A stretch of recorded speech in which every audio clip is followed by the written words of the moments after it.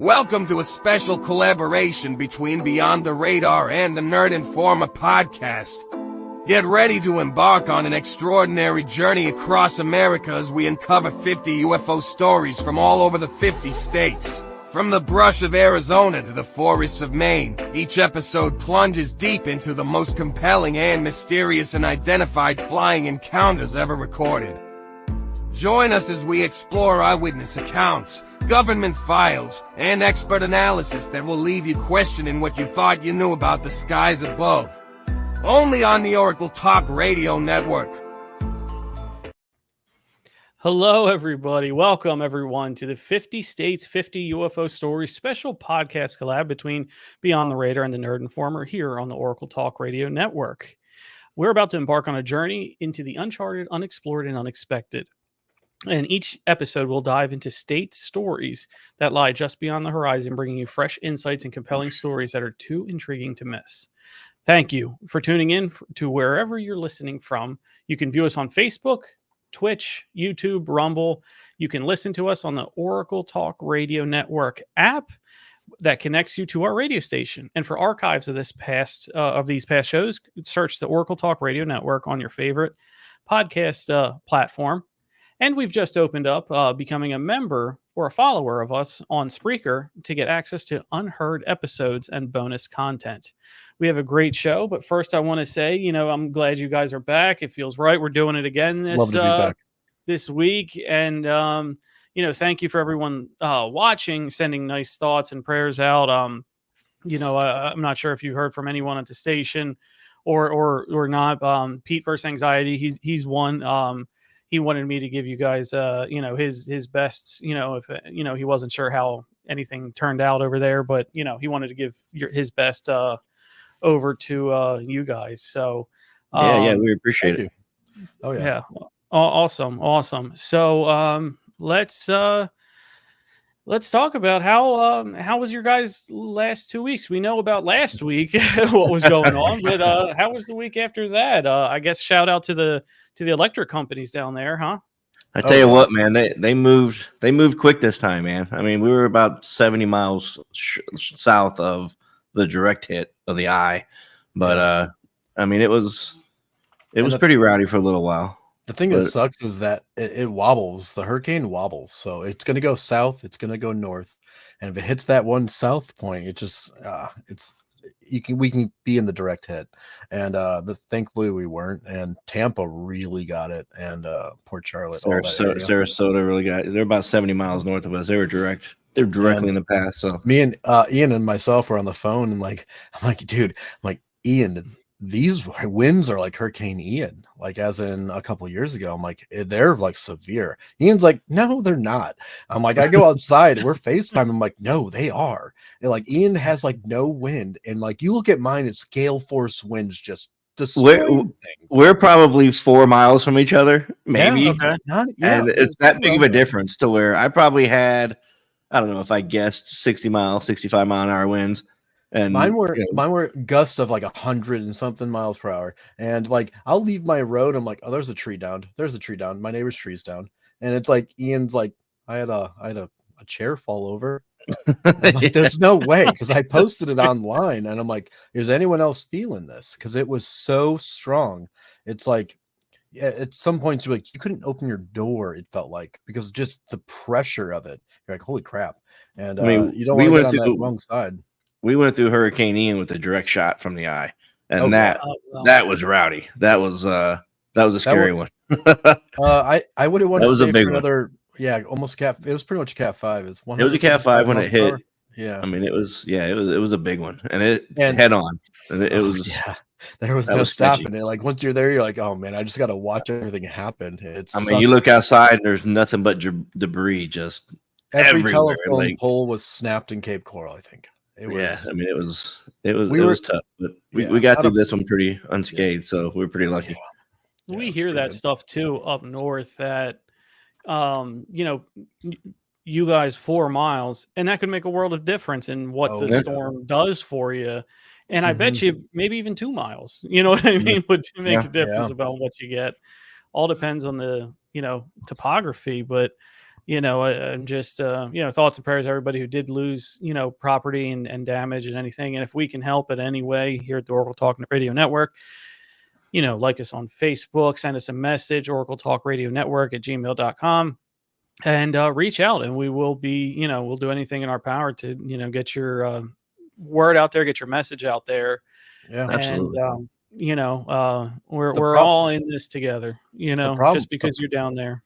Oh yeah, the problem was in our area. The problem was not even that storm, like the winds. We had the most tornadoes I think we've ever had. The tornadoes were biggest tornadoes we've ever had. Yeah. They were everywhere around us, and like 150 tornadoes touchdown.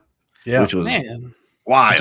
It didn't stop. There was videos all over Florida with tornadoes that are like EF3s that have never even seen Florida before, just destroying things. You guys are down there, you experience it. I feel like, people have an underrated or not as much of an appreciation for the strength of what a tornado, what a hurricane can do. Oh, yeah. Sure. Because if you don't live in it, you think, okay, it's just a bunch of rain. And it's not, it's you have circulating winds. The thing moves in a circle, which kicks off tornadoes as well. Oh, yeah. Also storm surge. Also, yes, a ton of rain. And the motherfucker goes 9 miles an hour, so it just sits on you. Yeah. Oh, yeah. This one actually moved pretty quick. It moved about 17 miles an hour. So that's for us, that's a big deal. You know what I mean? That's a big deal. Hurricane Ian just landed on our town and just stayed there for 11 hours, just destroying us. It beat us for 12 hours, man. So what was the it had a grudge. What was the grudge then in your area? I know, right? I'm telling you, man. I've never seen it just stand still like that. I'm like, what's happening? It's like I think I was out of power for 4 or 5. We probably had power for 3 weeks. My brother and I, on my sliding glass doors before I got them replaced last year, we literally had to hold our hands at the seams for 4.5 hours just so my sliding glass doors wouldn't blow in, because they were bowing so hard that they were just going to shatter the glass. So you really got to like hold that in the middle of the sliding glass door at both seams just so they wouldn't come in. Yeah, it was nuts. Well, thoughts to everybody that had any kind of damage, and we're happy for people who, it could have been worse, for you, and it wasn't. So, let's get off of hurricanes and natural disasters into a different type of extraterrestrial disasters. So, exactly. we have another wonderful slate of 12 UFO stories from around the country. And just to give everybody a quick rundown, we'll do another 12 this week. Next week, we'll do 7, and then we'll finish up with 7. And each episode, I guess one next week, let's do Roswell and then 6 others. You know what I mean? And then we'll do Kecksburg the following week and 6 others, because that one, those are the biggest stories, and we just want to get out there, any kind of new developments, anything that updates for people who, because I know in Kecksburg there's a good amount of people now coming out, and I don't know if it's the retirement-itis where they're like, no, it wasn't a Russian satellite. Nobody knows, so there's some good content on at least, people getting to that age there. Yeah. But let's kick off this week. Ian, we'll start with you. Where are we heading? Well, I got a couple short ones, so I want to divert for half a second and talk about the Washington, D.C. UFO that was sighted a couple days ago. Did you guys see that? Oh, yeah. It's all over. Yeah, that was crazy. That's taken the social media by storm, TikTok especially. So they closed down multiple roads after this happened. Well, I got the report up. I was going to read it real quick. So go ahead. Definitely. So residents of Washington, D.C. were left puzzled and alarmed on the evening of October 13th, 2024, when a bright white streak of light appeared in the sky, followed by what eyewitnesses described as a significant crash. The mysterious event, which occurred around 8 p.m., has since ignited a flurry of conspiracy theories and social media speculation, particularly on TikTok, due to the lack of official information or media coverage. Eyewitness accounts, several locals claim they saw blinding white light streak across the sky moments before the crash. One eyewitness described it as something coming out of a movie with what appeared to be an object falling through the sky with a fiery tail. Shortly after, the sound of a crash reverberated through the surrounding area. It was loud and sudden, like something heavy hitting the ground, said one resident who wishes to remain anonymous. So, and the authorities are saying nothing, basically. Despite numerous calls for transparency, there has been a noticeable silence from officials. No official statement has been released, and local news outlets have yet to cover the incident. In a city of media savvy as Washington, D.C., the lack of coverage has only added fuel to the fire. According to a source close to the situation, law enforcement and emergency services were dispatched to the scene, but when pressed for details, officials remained tight-lipped. So I don't know if they've come out with anything new on it, but I haven't seen it. But that was pretty wild. I mean, I watched it on TikTok. I've heard so many different time marks, like time stamps. Sorry, that one was a lot earlier than I saw one at like 12:50. They saw it and 3 a.m. So I don't know about you guys on timestamps, but it's really weird, the whole situation. Yeah, so 3. That was the majority of what I saw was 3 a.m. And then the guy that made the original video posted it at 12:50. So like none of it's like it's adding up, but it's not with the time. But it's so weird because of like that trail was massive at night. Like they showed a picture of. It's really hard to make out, obviously, but yeah, there was like 3 lights on either side of it. It looks like there was 6 to me. Okay, and there were several trails of what would appear fire, I guess, maybe coming from it. There was like 1, 2. There's 6 different trails coming off of whatever it is that's falling. So I mean, that's a lot, dude. That's pretty wild. Yeah. And I mean, sorry, go ahead. Oh no, I was just saying it's weird that something that big and only so many people saw it and got it on camera. If I saw it, first thing I'm doing is, yep, it's real, and I'd just camera right out. That's my first instinct, is probably to grab my camera to fucking record it. You know, we've talked about this before on our show about like being in Washington D.C. and everywhere you go, there's sirens. Always police sirens, ambulances, fire trucks. And if you watch the news, no one's ever talking about anything there. Like you don't ever see like 8-car pileup or whatever. It's just you just see a constant barrage of, or you just hear a constant barrage of sirens, lights. So it makes you wonder, like, what are all these things doing? Where are they going? Just like last time I was there, not long ago after we went, and I see 2 black SUVs with guys with M16s. Just they're rolling on the outside of this thing. They're all holding on. Like, what's going on? And they're going down to Arlington. They're going down to Arlington Cemetery, going right onto the off ramp, going to it. I'm like, what's happening? You never hear about it. It's funny. No, you wouldn't hear about it either. You wouldn't hear about that portion of it, but you're right. It doesn't make sense if I'm hearing all these sirens. And for like me, who's not in a city, but if you hear a bunch of sirens, first thing my nosy ass is doing, I'm getting on the where the local disaster right there with areas. Yeah, for sure.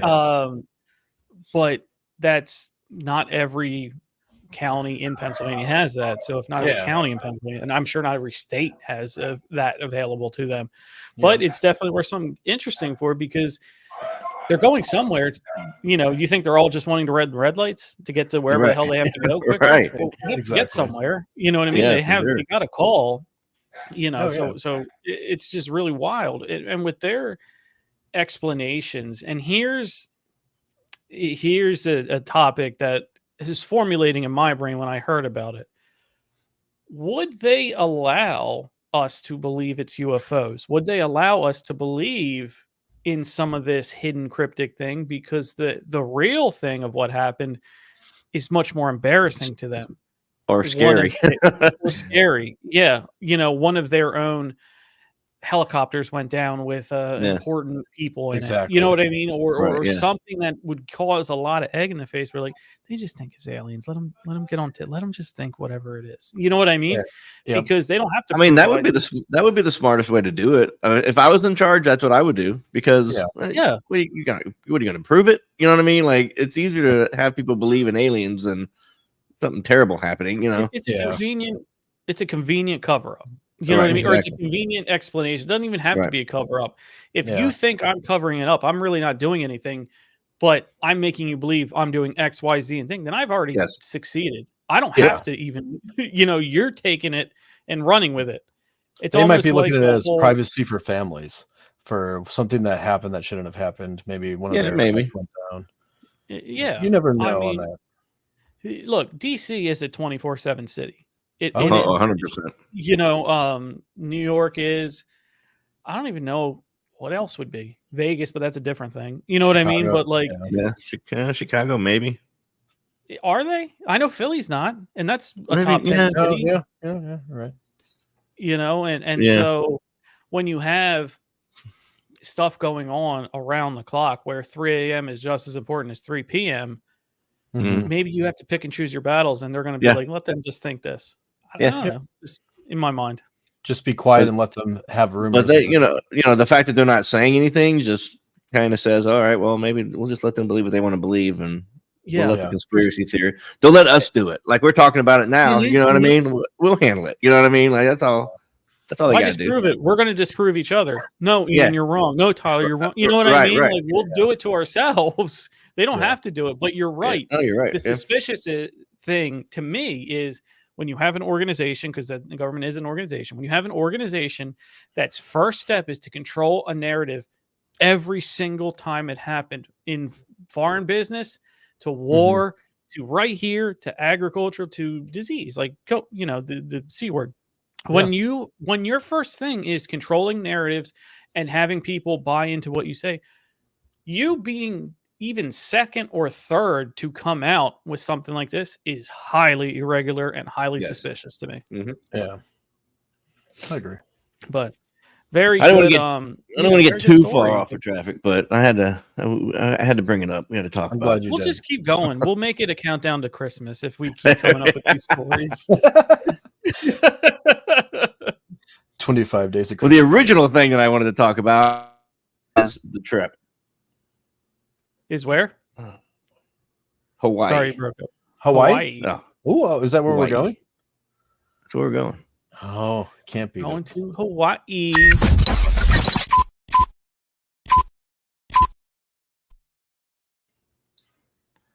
I first have to apologize for everyone's name I'm about to slaughter, but Oh, let's drink. there's every no way possible- this is going to go the way we hope. I promise you. We're gonna call Ian Mr. Vowels. Yeah, no, this is not going to be good, but I'm going to roll with it because I'm a trooper. All right, here we go. We're going to Honolulu, Hawaii. An unidentified flying object spotted in the evening sky over leeward Oahu prompted witnesses to call 911 on Tuesday. The sighting happened about 8:30 p.m. There were multiple videos of what appears to be a glowing oblong mass both in the sky and in the water. Wow. Officials from the Federal Aviation Administration say there were no aircraft incidents or accidents in this area at the time, but multiple witnesses report seeing a large blue object fall out of the sky into the ocean. Kind of similar to what happened in DC, I guess. Mm-hmm. In one video, a woman can be heard saying, "Something is in the sky. What is it?" Ooh, that's a tough one. Miss Atina Sape told Hawaii News Now she captured the image at 8:26 p.m. near Halalika Avenue in Nanakuli. Wow, this is going to be tough. This is going to be a long one. Bear with me. Not long after, a woman named Maria sprouted. Janet. Yeah. I'm just going to change all the names. You know, it's I don't think you he's go, done yeah. phonics. Everybody's Mike and Sarah spotted what looks like the same object passing over Princess Kahana Estates. I look up, and then I was like, "Oh shit!" She said. I started calling my husband and them because they were all in a garage. I was like, "Hey, come up here, see if you see what I see." They all said, "Yeah." The 38-year-old says she never really been a believer in UFOs, but the bright blue object had them so intrigued they jumped into the car and started following it. I don't know what it was, she said. This one was going so fast. The journey ended less than 3 miles from where it began. She says they stopped the car on Farrington Highway in front of the Board of Water Supply building after the object appeared to drop into the ocean. That's awesome. That's pretty wild. We called 911. Mariah said we have like one cop or somebody for come out and come check them out. These are quotes. I'm not butchering this bad. while officers were on scene, Mariah says they spotted a second light. Quote, my husband went look up and he's seen the white one coming. She said, quote, the white one was smaller, was coming in the same direction as the blue one. They lost sight of the object after it passed over a nearby mountain. Thursday morning, we asked the Honolulu police if investigators figured out what fell into the water. A spokesperson told us they didn't have any information. Meanwhile, the FAA spokesperson, Ian Greger, said that the agency received reports from police Tuesday night about a possible plane down in the area, but had no aircraft disappear off radars and no reports of overdue or missing aircrafts. To this day, I don't know, she says, laughing. If you guys find out what it is, I would like to know. So we got something falling into the ocean, so that's kind of cool. It kind of reminds me of what came out a couple years ago when it disappeared into the ocean. This story is from December 31st, 2020, so it's pretty recent. Okay. Wow. Yeah. Oh wow. Yeah. So it's a great story because of the location of where it's coming from. Sure. And I wanted to wonder about that. Do the Gulf states, do the Eastern Seaboard states, do the Western Pacific Seaboard states, do they have stories of these USOs? Now, Hawaii, I mean, I guess you get anything, you can take it, or, but this sounds like a USO that has been, the Pacific Ocean has had numerous stories, especially the Pacific Northwest. But this one out there, it could very well be a UFO that is capable of underwater and in the air, which that technology would demonstrate more of an anti-gravity or bending time and space rather than propulsion through an object like air or water. But there's still a lot of blue lights, though. Apparently, they like blue lights.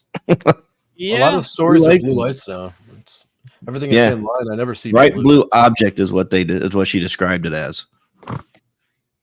I wish there was some Bright video with blue. that, considering the time. It was only a couple. Yeah, years there's ago. no real video that was attached to it. This goes back to the first episode we did on this, where Tyler, you mentioned and you noticed that different decades maybe had different light phenomena. Yeah, or patterns, or could have been, I mean, red and blue or white and blue, but you never see blue anymore, really. But that was kind of current almost. That was pretty recent. I mean, 20 is pretty. 20.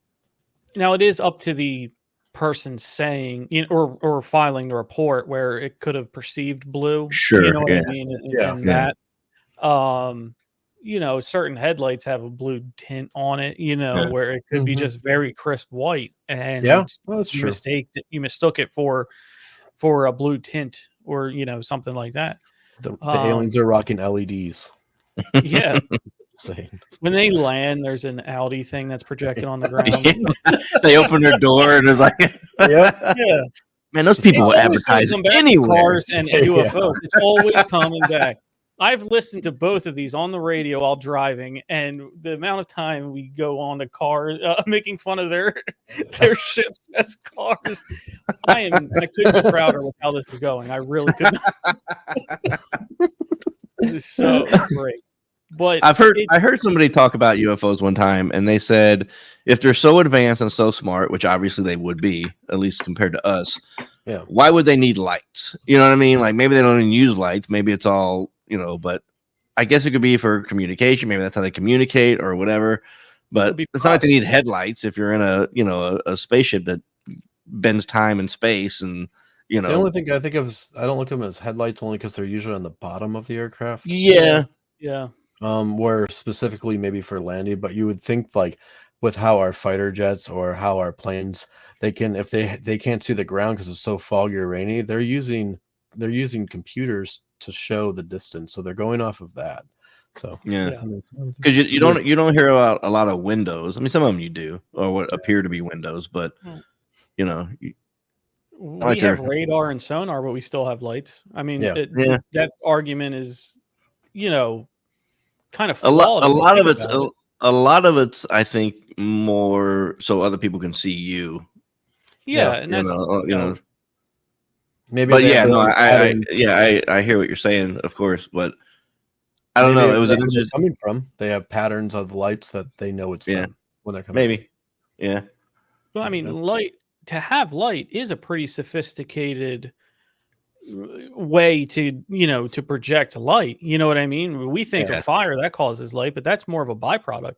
right, yeah, Yeah. just Yeah. Heat. exactly, You don't fire for light, but right, Mhm. um the elements that go into making a light source, Yeah.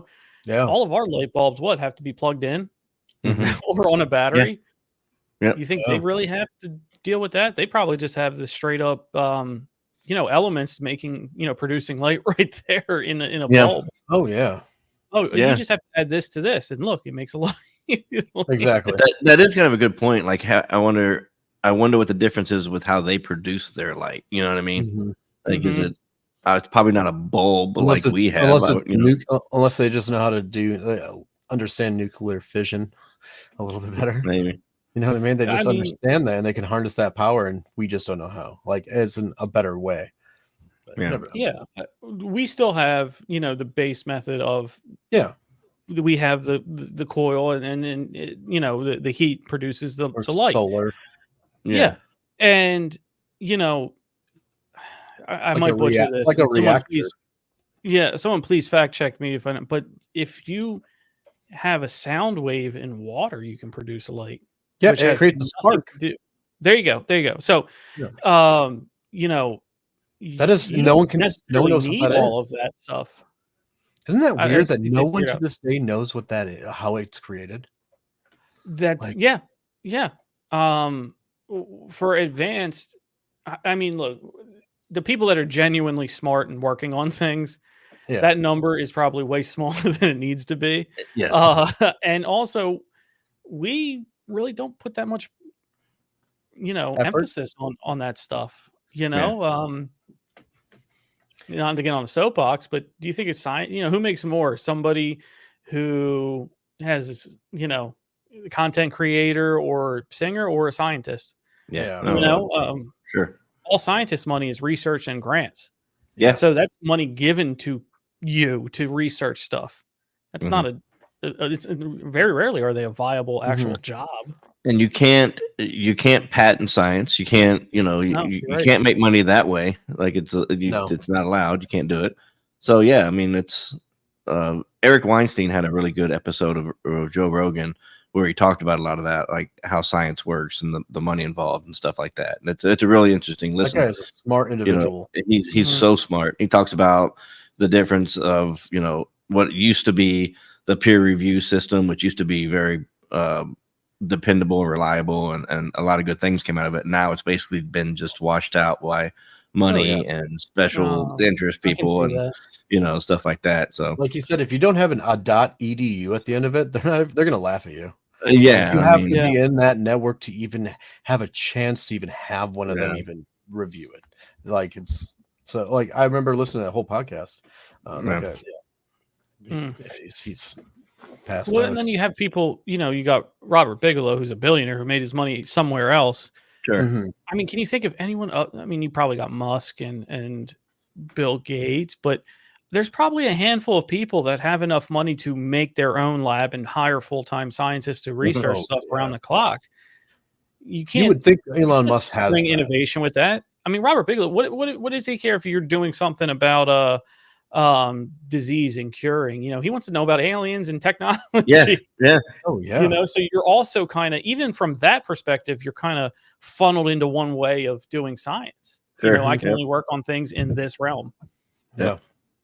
Yeah. That's true, though. Hawaii coming in strong. USOs. I love a good USO story. I Oh yeah. do. You don't I hear do. much of them. No, you don't. And I was thinking, the Caribbean got to have a ton of them. I would love to just research, some of the Caribbean islands and see if they have any kind of, folklore on it. It might be even oral, but still, I'm sure they've seen some crazy stuff, and it's all probably organic, because if you don't have you don't have internet, you don't have all that kind of stuff. What do you need to make a story for? You're right. Cool. It'd be interesting how they record it, though. You know what I mean? Like, how do they record it through history? Is it written down somewhere in some? Everybody records things for history. But you got to think they're just mountaintops up out of the water. Even Hawaii, volcanic or a regular mountain, continuously forming too. Yeah, they're just up out of the water. So really, you should just be in water. You know what I mean? And it's not more or less an organic land formation type of thing. Because you're right. It is constantly changing. What it is in 30 years or 300 years is going to be different than what it is today. 100%. All right. Thank you for that, Hawaii, coming in strong. I am going to go to an unidentified one, even after Project Blue Book researched it, in South Dakota.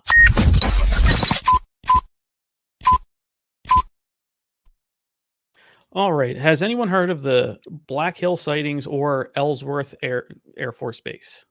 No. Okay. So the Ellsworth UFO incident is, I would say, more of chapters. It's not one singular event.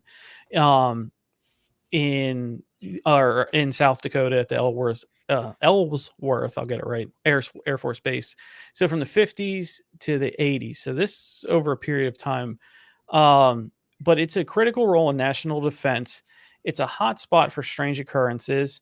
And what it's primarily used for is a refueling for cross-country flights.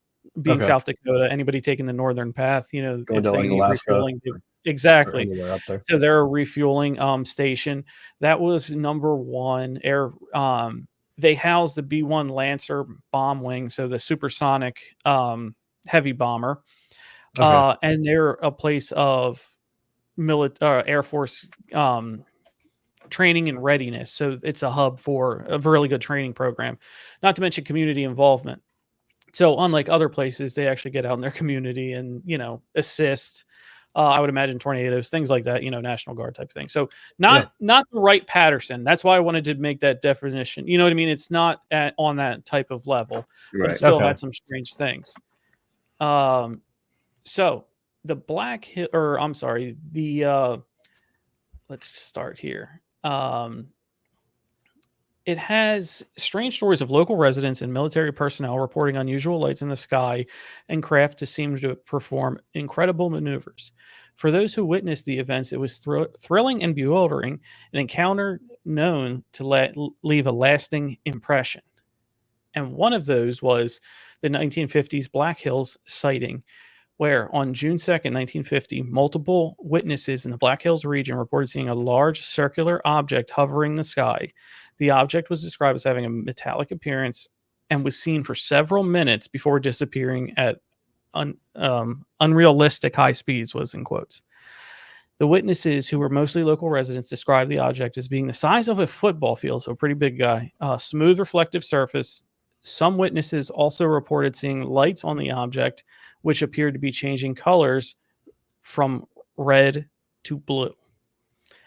Air Force conducted an investigation and could not provide a definitive explanation for the sighting.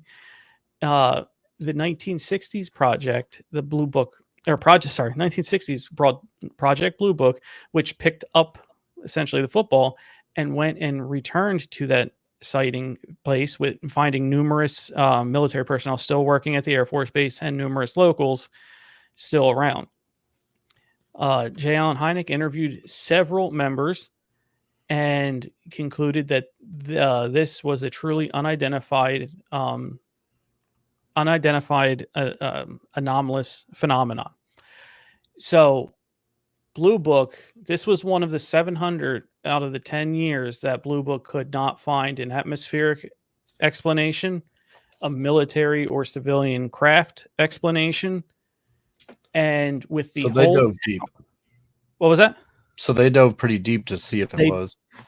The Air Force did it in 1950. 10 years later, which, yeah, I guess that's not.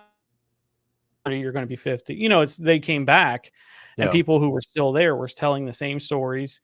They had the reports of what they filed. It says right here they had the reports of what was filed with the Air Force to see if there was any changing of stories, and there wasn't. So, out of the 12, almost 13,000 that Blue Book had discovered or had researched, about 12,300 of them were proven as something else. This was one of that small 700 in that time in South Dakota that was, hey, this isn't this, this isn't this. This is truly a UFO. It's an unidentified flying object. So wanted to start off with South Dakota, and a Project Blue Book could not debunk it. It's insane for it to be that big. That many people Yes. seeing that. And how can you just, I mean, you can't avoid it. It's all practically a whole town seeing it. Well, before they even show up, Blue Book knows what kind of craft are at that Air Force base. Blue Book knows what kind of craft are at anything that could be even remotely close to it. Yeah. Blue Book had the military radar documentation. Blue Book knew none of those fit that. Right. What do we have anything the size of a football field? An aircraft carrier, but they don't fly. So what else could it be? Not that we know of. No, you're right. Not that we know of. So that's like I've seen Avengers. Yeah, exactly. But something that big, but maybe you never know. But like out there in South Dakota, North Dakota, all those states, it's just there's a lot of land. And Did they say how close it was to him? I didn't remember. I didn't hear that for reference.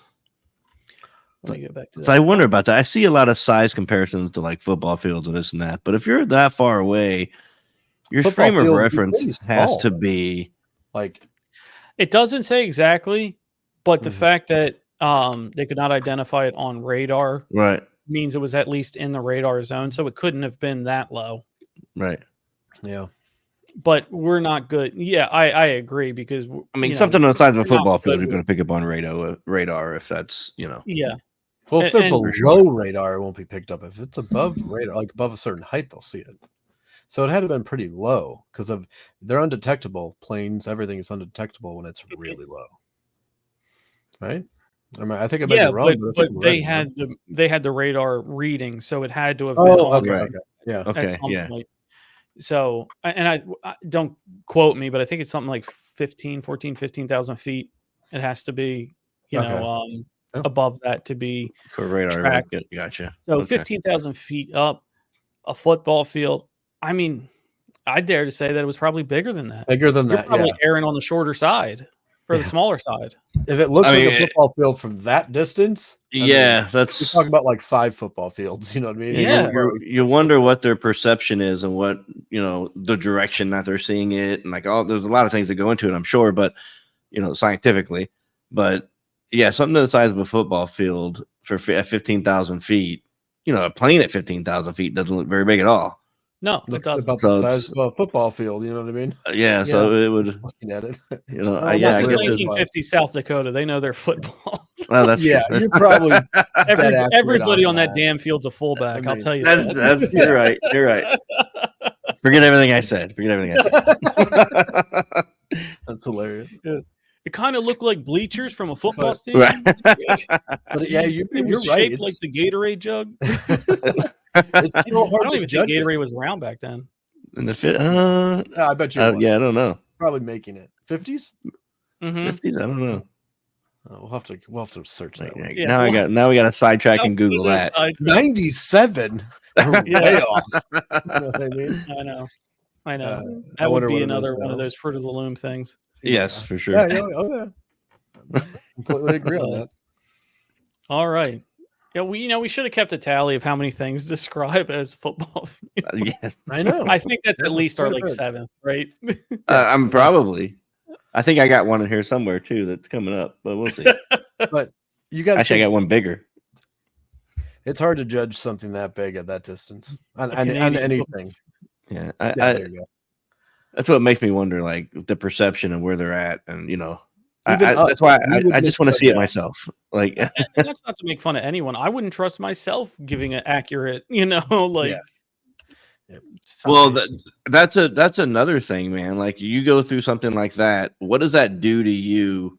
And what does that do to your recollection of the events? You know, I mean, you see a spacecraft that big or something coming Yeah. down.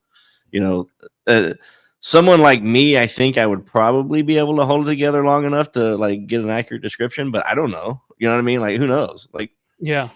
maybe I Ian, start did you crying see like a that? little I just girl hear and the run car away. door shut, and he's already driving away. Oh no, I'm leaving you Yeah. there. You don't get a Okay. car. I'm out. I don't want to tell you, Oh, but I know. I had to get every home. it's every man for himself. I don't know what to tell you. Yeah. But no, you're right. Today's day and age, I'm fumbling for my phone. Yeah, I'm sure. trying to, especially with the network, I'm trying to Right. get something for the network. 100%. I'm reaching out to Jenny or you two or anybody to be like, hey, turn on, Yes. Mhm. getting a physical description, lights, size, that sort of thing. Yeah. Unfortunately, yeah, it's probably one of the last things on your, mind at that point. Yeah. And it's just how it goes now with that. And plus, how many like court shows do you watch that, your, memory, sometimes your memory can't be like that, um, I don't know, truthful or something when it's a snap, when it's an Yeah. instant type of thing. They say Um, eyewitness reports are one of the most inaccurate ways to Yeah, get like, information. how I remember things is, I'll even catch myself, I'm like, "Oh, I didn't know, I forgot that was that." You know what I mean? Like, Yeah. even I've done it myself. Actually, in one class I had, in school, the teacher had their, husband, walk in and steal her purse and walk out. And she's like, "Okay, nobody get up." Somebody was, like, ready to get up and go after him. Like, Right. "Alright, that was a test. What was he wearing?" And we all got it wrong, but we all Yeah. saw it. It was right in front of the Yep. class, Yep. you know? Yeah. And here I am like, "No, I'll be able to get that." It happened back then, and I was like, Mhm. "Man, I got, like," he had a hat on, Right. it was a brown shirt, like, Yeah. but what I got was right, but that's only 2 Mhm. things, Yeah. How am I ever gonna tell anybody anything like Right. Yeah. that? No, I you're don't right. know. Alright, All right. football fields in South Dakota. And blue lights. And blue lights. Yeah, we need talents, guys. Yeah, I'm telling you, I've heard it You need to almost every counter 'em. story. I've Yeah. heard it every All right, story. Tyler. Where are we going? We're going to Idaho. Idaho. Are you in this group or are you in the other group? Oh, they're in the other group.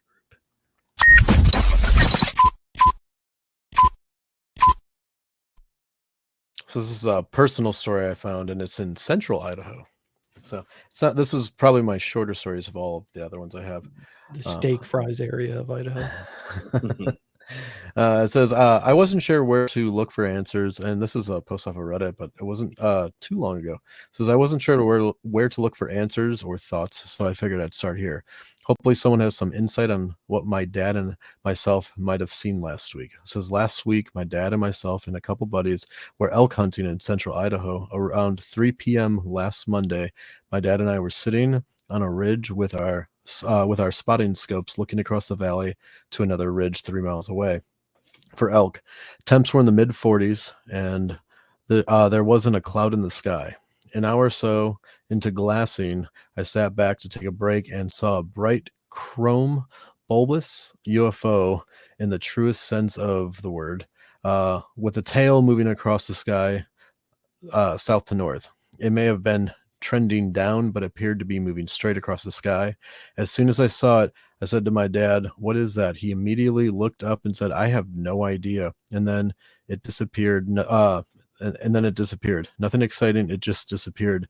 I'd estimate it was 4 to 5 miles away, as it appeared to be behind the ridge line where we were scouting.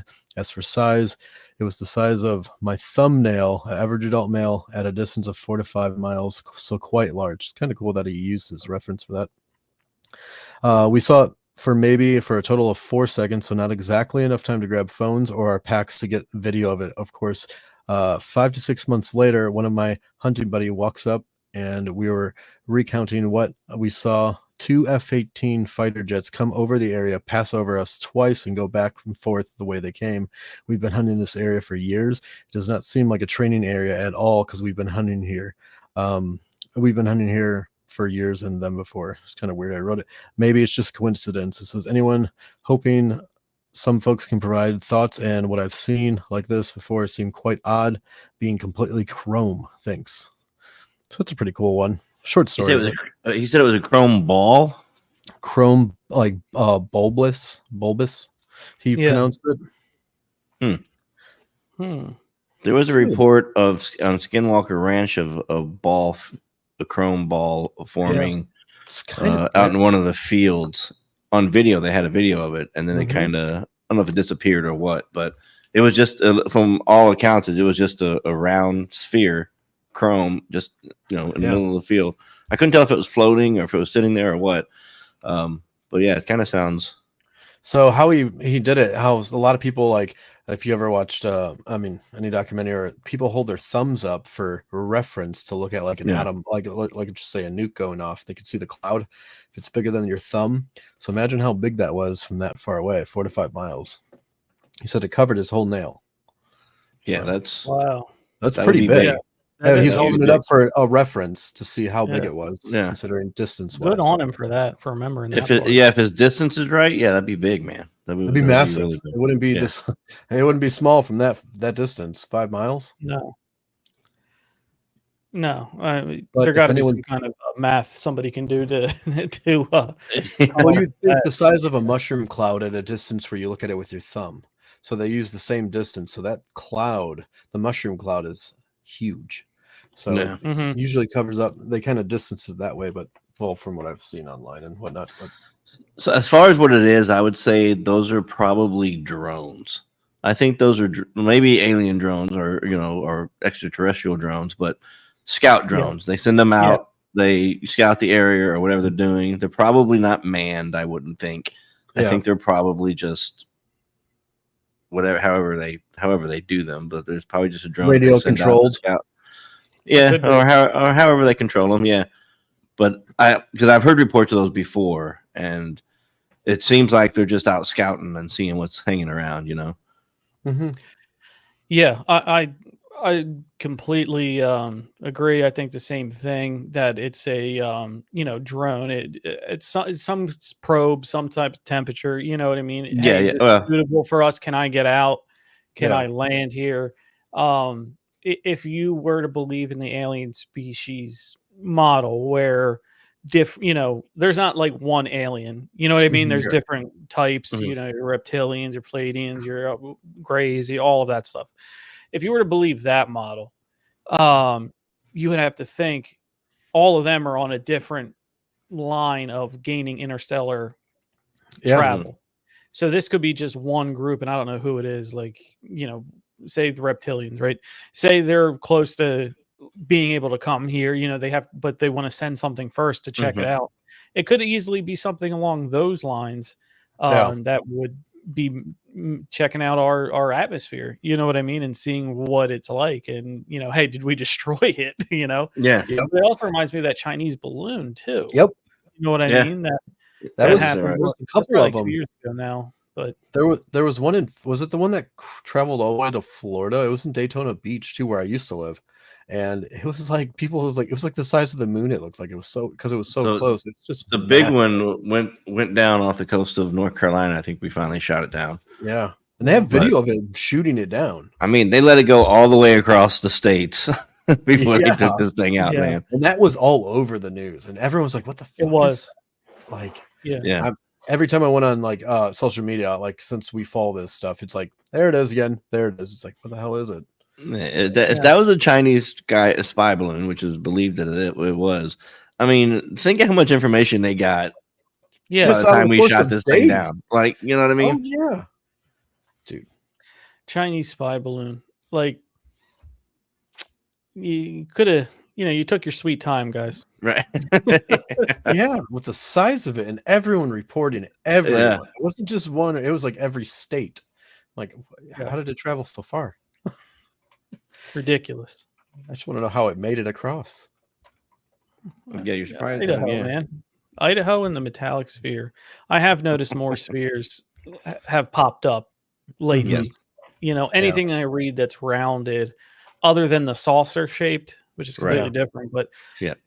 other than that, these rounded ones are like 2010 on. They're extremely You're right. I feel like they're a fairly recent yeah. addition to our collection of UFOs. Did I mention it was the size of a football field? I'm just joking. I'm just joking. Yeah.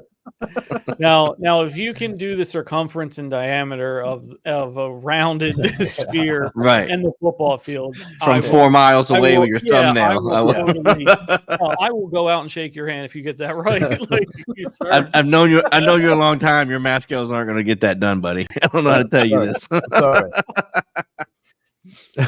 Oh man, lovely story. We had 3 good ones to kick off. Oh yeah, it was fun. I liked it. Yep. Ian, where we going? We are going to Vermont. Oh, okay. Vermont, huh? VT. Any day now.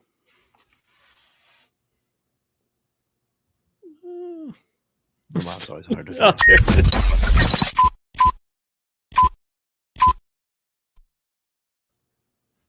All right. We are going to Waitsfield, Vermont.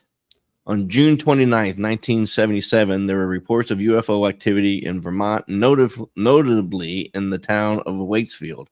Eyewitnesses described seeing unusual lights in the sky that night. The lights were described as stationary at first, then moving at exceptional speeds, much faster than any known aircraft. These sightings add to the long history of UFO reports in Vermont, a state known for its clear night skies, which often lend themselves to such mysterious observations. The alleged activity was witnessed from a large open field in a small town. 2 fuzzy, glowing orange lights aligned horizontally about 45 degrees from the horizon, grew gradually larger and brighter, and merged into one single enormous trapezoid shape, at least 15 to 20 times the size of a full moon. It remained a fuzzy-edged, bright orange light and had no sound. The light gradually shrank and disappeared. About 10 to 15 minutes later, there was just a faint glow in the sky. One of the witnesses says he never seen or heard of anything like it. 1977 was a notable year for UFO sightings. Additionally, with many reports compiled by the National Investigations Committee of Aerial Phenomena, Vermont's sightings on that specific date contribute to a broader picture of heightened UFO activity during that time period. Interestingly enough, 1977 was the year when the movie Close Encounter of the Third Kind premiered, becoming a box office success. That's an interesting point that, now you're starting to see these movies come out and now people are starting to see things. Is there a correlation of like maybe your mind's playing tricks on you? Maybe you're seeing things you want to see, Along with the blockbuster debut of Star Wars, the media hyped most likely had an influence upon the increase of UFO sightings. In 1977, President Carter asked NASA to look into the possibility of resuming UFO investigations. After studying the available facts, NASA decided that further investigation would not yield any new scientific information. So were they making those movies just so you could say, "Oh, you just saw it in the movies"? So that sounds like NASA washed their hands of it and said, "I don't know what you're talking about." as they do, and now they're writing letters to Congress to get back in on it because, well, if you think about it, the 60s and 70s they have all the money they won.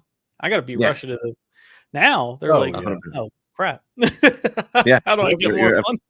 No, that's a good point. Like you had back then because we were beating them. We were going to the moon. You know what I mean? Like we were beating. So anything you wanted, they probably had. They had a blank check, I think. 100%. Oh yeah. 2 things in that story. New England in that time period, hotspot. Just a ton of different stories. From our classic flying saucers, Betty and Barney Hill, to abduction stories like those. There was a ton of stuff that, it's just somebody can write that book. There are so many things in New England from the 60s to the early 80s. And you don't think about it. Mountainous area, Yeah. a ton of cover with trees, and big, huge, no city, so big, huge, starry skies. Yeah. It has all the makings of, to lend to making it easier to have these sightings in that area. Oh, yeah. Second, um, in regards to the Hollywood and making Close Encounters, Star Wars, all of those types of movies, just because that put it on people's radar doesn't mean we're wishfully thinking we see things. You know what I Right. mean? Like, if you have your eyes open to things like that, it could just mean that all of that was happening regardless, and now you are paying Yeah. attention to it Mhm. when it was Yeah. happening the entire time. You just, oh, I don't know, must be a military plane. Oh, it must be a military. You know what I mean? Yeah. So, um, even furthermore, we've talked about that on this special of doing things in plain sight. You know Yeah. what I mean? Yeah. Why Oh, did they yeah. all come about?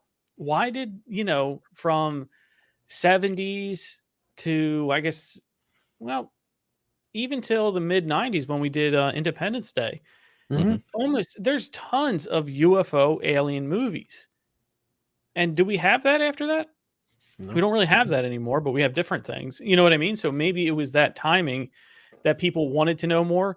We engaged our consciousness more. We're paying attention to it more. And boom, sightings are going up. Well, I Yes. certainly think that you're paying attention to them more because today there's so many distractions in the world, cell phones, internet. Nobody's looking up. I think about this often myself, actually, since me and Tyler started doing this podcast. Like how much time I'm outside doing things, whatever. I never look up. You know what I mean? Like I'm never paying attention to the sky for the most part. And we live in a pretty light polluted area, so it's not really. Wow.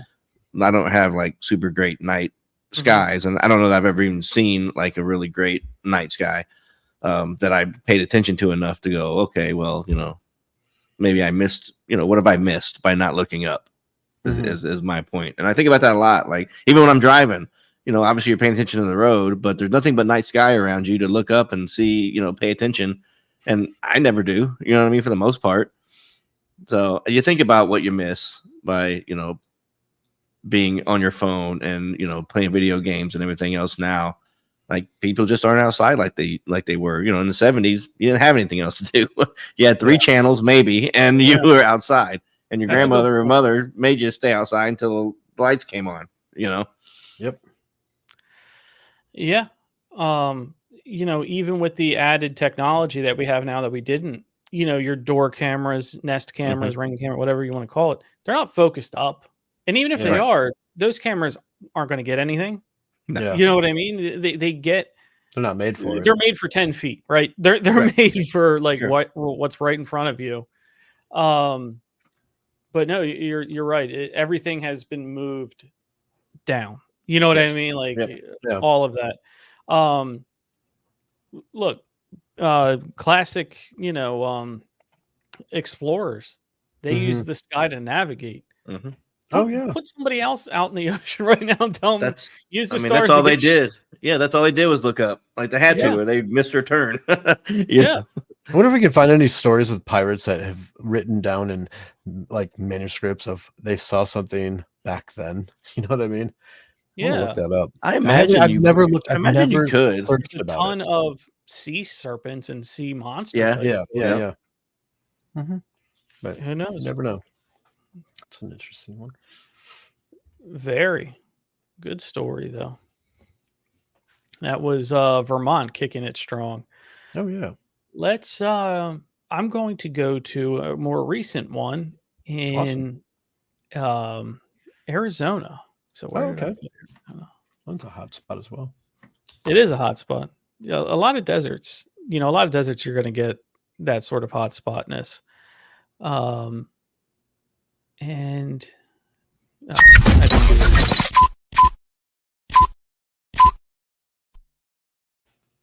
That was my fault. I was looking for AZ. I did ARI. All right. So this one is somewhat recent too. Little over 5 years ago, 2018 or 6 years. 2018. Pilots had a close encounter of a UFO that passed right over them. So, 2 pilots on different aircraft reported having close encounters with a mysterious object flying high above the Arizona desert last month. The sightings occurred within minutes of each other on the afternoon of February 24th, 40,000 feet above the southern Arizona New Mexico border. This is from ABC News. ABC News obtained an audio recording of the conversation between the pilots and the Albuquerque Air Route Traffic Control Center that was released by the FAA. The audio recording was first reported by the War Zone, which is a part of Time Inc. The news comes amid a series of reports from military pilots coming in contact with what they believe to be UFOs, and that the disclosure of this secret but now defunct Pentagon program was to track such incidents. The pilot of a Learjet 36 belonging to Phoenix Air with tail number N71PG reported the initial sighting. He asked the controller, "Was anybody above us that passed just about 30 seconds ago?" Controller responds, "Negative." The Learjet pilot says, "Okay, something did." "It's a UFO," the other pilot chimes in. The Learjet pilot laughs, "Yes." A few minutes later, the controller radios to American Airlines Flight 1095, which was an Airbus A321, and asks the pilot, "Let me know if you see anything that passes over you here in the next 15 miles." The pilot seems puzzled and responds, "If anything passes over us?" Question mark. So, affirmative. "We had an aircraft in front of you at 37,000 feet that Oh, yeah. reported something pass over him, and we didn't have any radar targets. So just let me know if you see anything that passes over you," the controller said, confirming it to the other Airbus pilot. "All right," the pilot says. The Learjet pilot joins the conversation and saying, "I don't know what it was. It wasn't an airplane, but the path it was going was in the opposite direction." About a minute later, American Airlines Flight 1095, the Airbus, pilot radios back to the controller to report a bizarre sighting in the Arizona airspace. Oh man. "Yes, something just passed over us, like I don't know what it was, but it was at least 3,000 feet above us. But yeah, it passed right over top of us," the pilot said. Controller, "Okay, American 1095, thank you." The controller later asked, "American 1095, can you tell if it was in motion or hovering?" Couldn't make out what it was, whether it was a balloon or whatnot, but it was really beaming light, or it just could have had a big reflection that was several thousand feet above us going the opposite direction, the pilot says. "Roger," the controller responds. The American airline pilot later radios to the controller if the unidentified object was a Google balloon. You remember those? Mhm. Doubtful, the pilot said. The voice of another pilot adds UFO.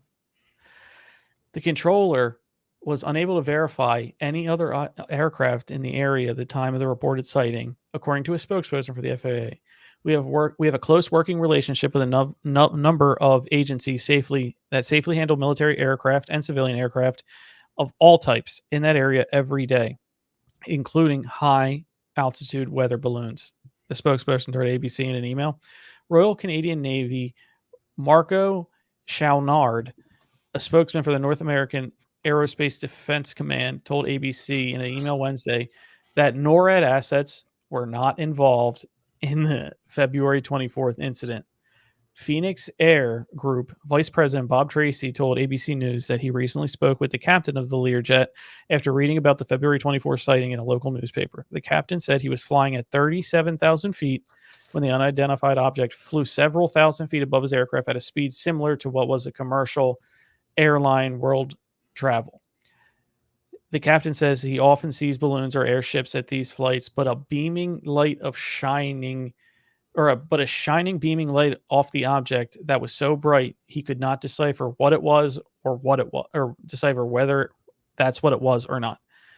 He said the only thing that was different about this was that it was just so bright. Tracy said in an interview Wednesday, the glare was so intense they couldn't make it out. Tracy said the captain describes the sighting as rather uneventful, but notified air traffic control because he was concerned that the object would hit another craft in the travel lane behind him. When he landed, he didn't give it much thought.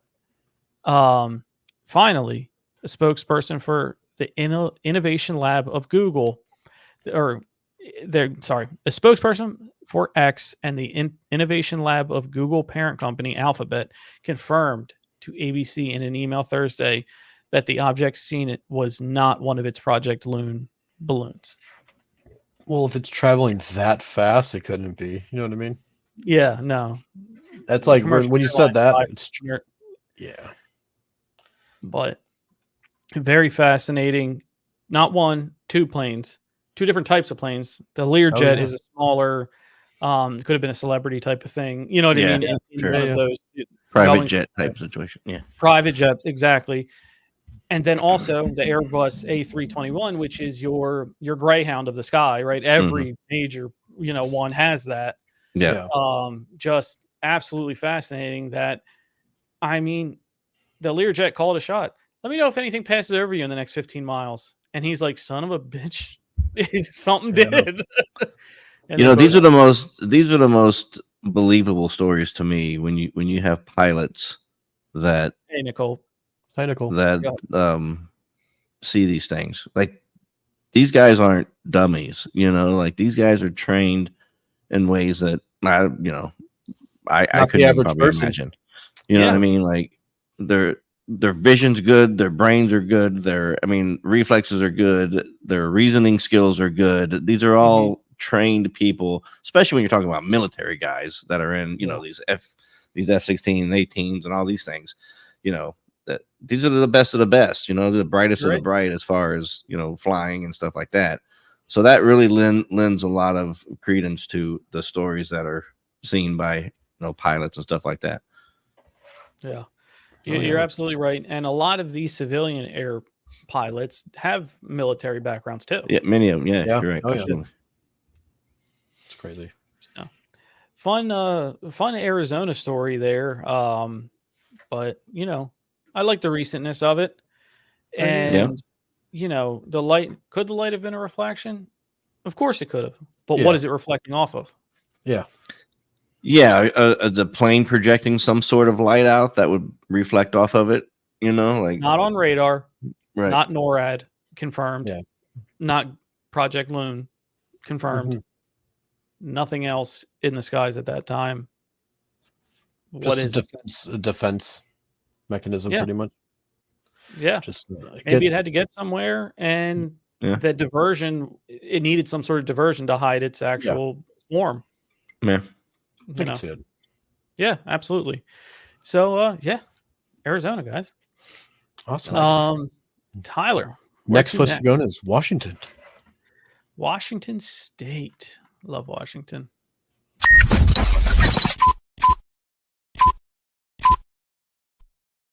All right, here's another story for you guys. It says it was a late night.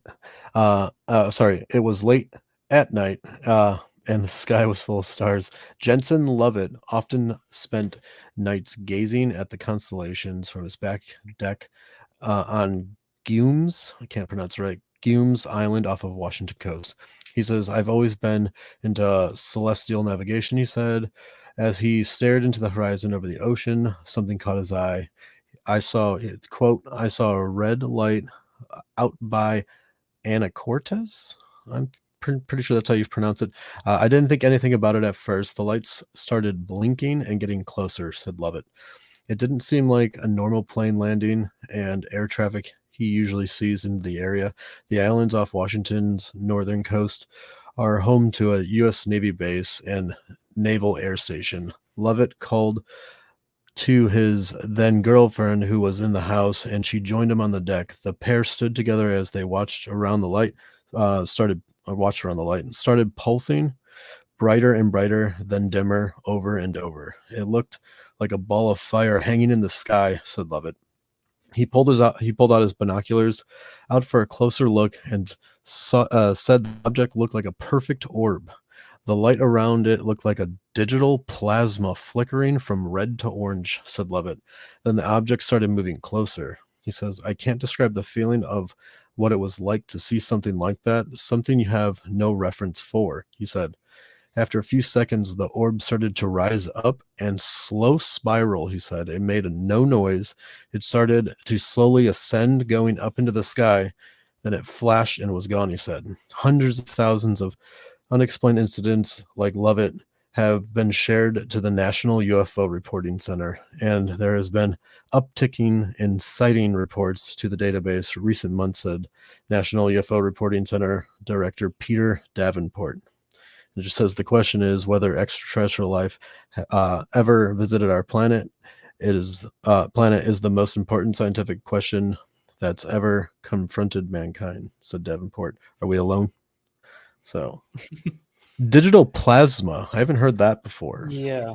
The plasma entity is a very, very new thing. I actually talked with an original co-host, Mark Way, about this on labeled paranormal. This is back that I was doing, and the plasma sightings are very unique because some even question how they could even hold an entity, whether it is that or it's its own separate category, maybe like a drone or something like that. Yeah.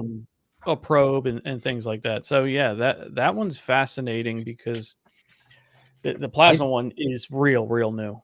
I've never heard much of it. I've never really heard about it either. Yeah, that's one of the Anything first on stories plasma. I've heard with that. So it's actually, I wonder if we're going to hear more about that more and more. Yeah, it's something where like we call it plasma because that's what our word for it would be, but something about how it interacts with our atmosphere. I'm going to make a layman type of analogy, but have you ever seen like like Sports Center, ESPN, when they show the highlights of really old basketball games and where there's light and they move the camera and there's that streak that because the cameras weren't as like you know, advanced as what they were. It almost reminds me of that, where in our atmosphere it's moving at such a high rate that maybe our eyes, you know, it's going to leave that. Now for it to do that and move that fast, some think, well, how could anything be alive on the inside of that if you're going, you know, it's going to be like But it's like how many frames per second is it to see something like that, like a trail of it when it's moving? You know what I mean? Because how many frames per second can a human eye see? Do you know? That's a good point. I have no idea, but you know, we can test it ourselves. Well, everyone's different, obviously, but you know, look at when you're driving on the highway and somebody's hubcap looks like it's spinning backwards. You know what I mean? That's another pseudo frame rate type of thing that your eyes do. It's not moving backwards, but you see it and it looks like, damn, it's moving backwards. Yeah. Makes sense. But no, and the National UFO Reporting Center, that's based out of Washington State. I believe Tacoma is where Peter Davenport lives. It's his house and his business, and he kind of wanted to. And he's another guy. Actually, I forgot about him with money, who kind of wanted to have a rival to MUFON type thing. Yeah, not the full extent where MUFON has like. it still has a magazine out, I believe, where you can get it and see people's stories, user submission stories. He really was interested in the database portion of it, where I can just go to NUFO RC, submit a story, and go ahead and do whatever we want. Thank you for checking on that. I thought we were too. But he wants to have sort of like a 911 type of deal with UFO reporting. Right. Okay. But another really rich guy that just loves UFOs. Can make it happen. It could. All as soon as providing more proof and in a specific amount of time, especially if you only have minutes or, so that's kind of cool. Yeah, definitely. But that kind of stuff does open up, just to play the other side. That does open up. Well, you're looking for it. Of course, you're going to find stuff. Yeah, you know what I mean. And I know what you're saying on that one. Yeah, like how can we? Like if I was Peter, how would I run my organization to counteract that thought? Yeah. And sitting here now, I'm having a hard time thinking because you want to. yes, I can throw a bunch of money behind experimental cameras and, all of this kind of stuff, but anything I find, I feel is going to have that air of, well, you were looking for it. Yeah. You know. I know exactly what you mean. Yeah. But cool. Good story. Love it. All right. Where are we going next? We are going to the great state of Texas. Oh, I love it. And this time I know.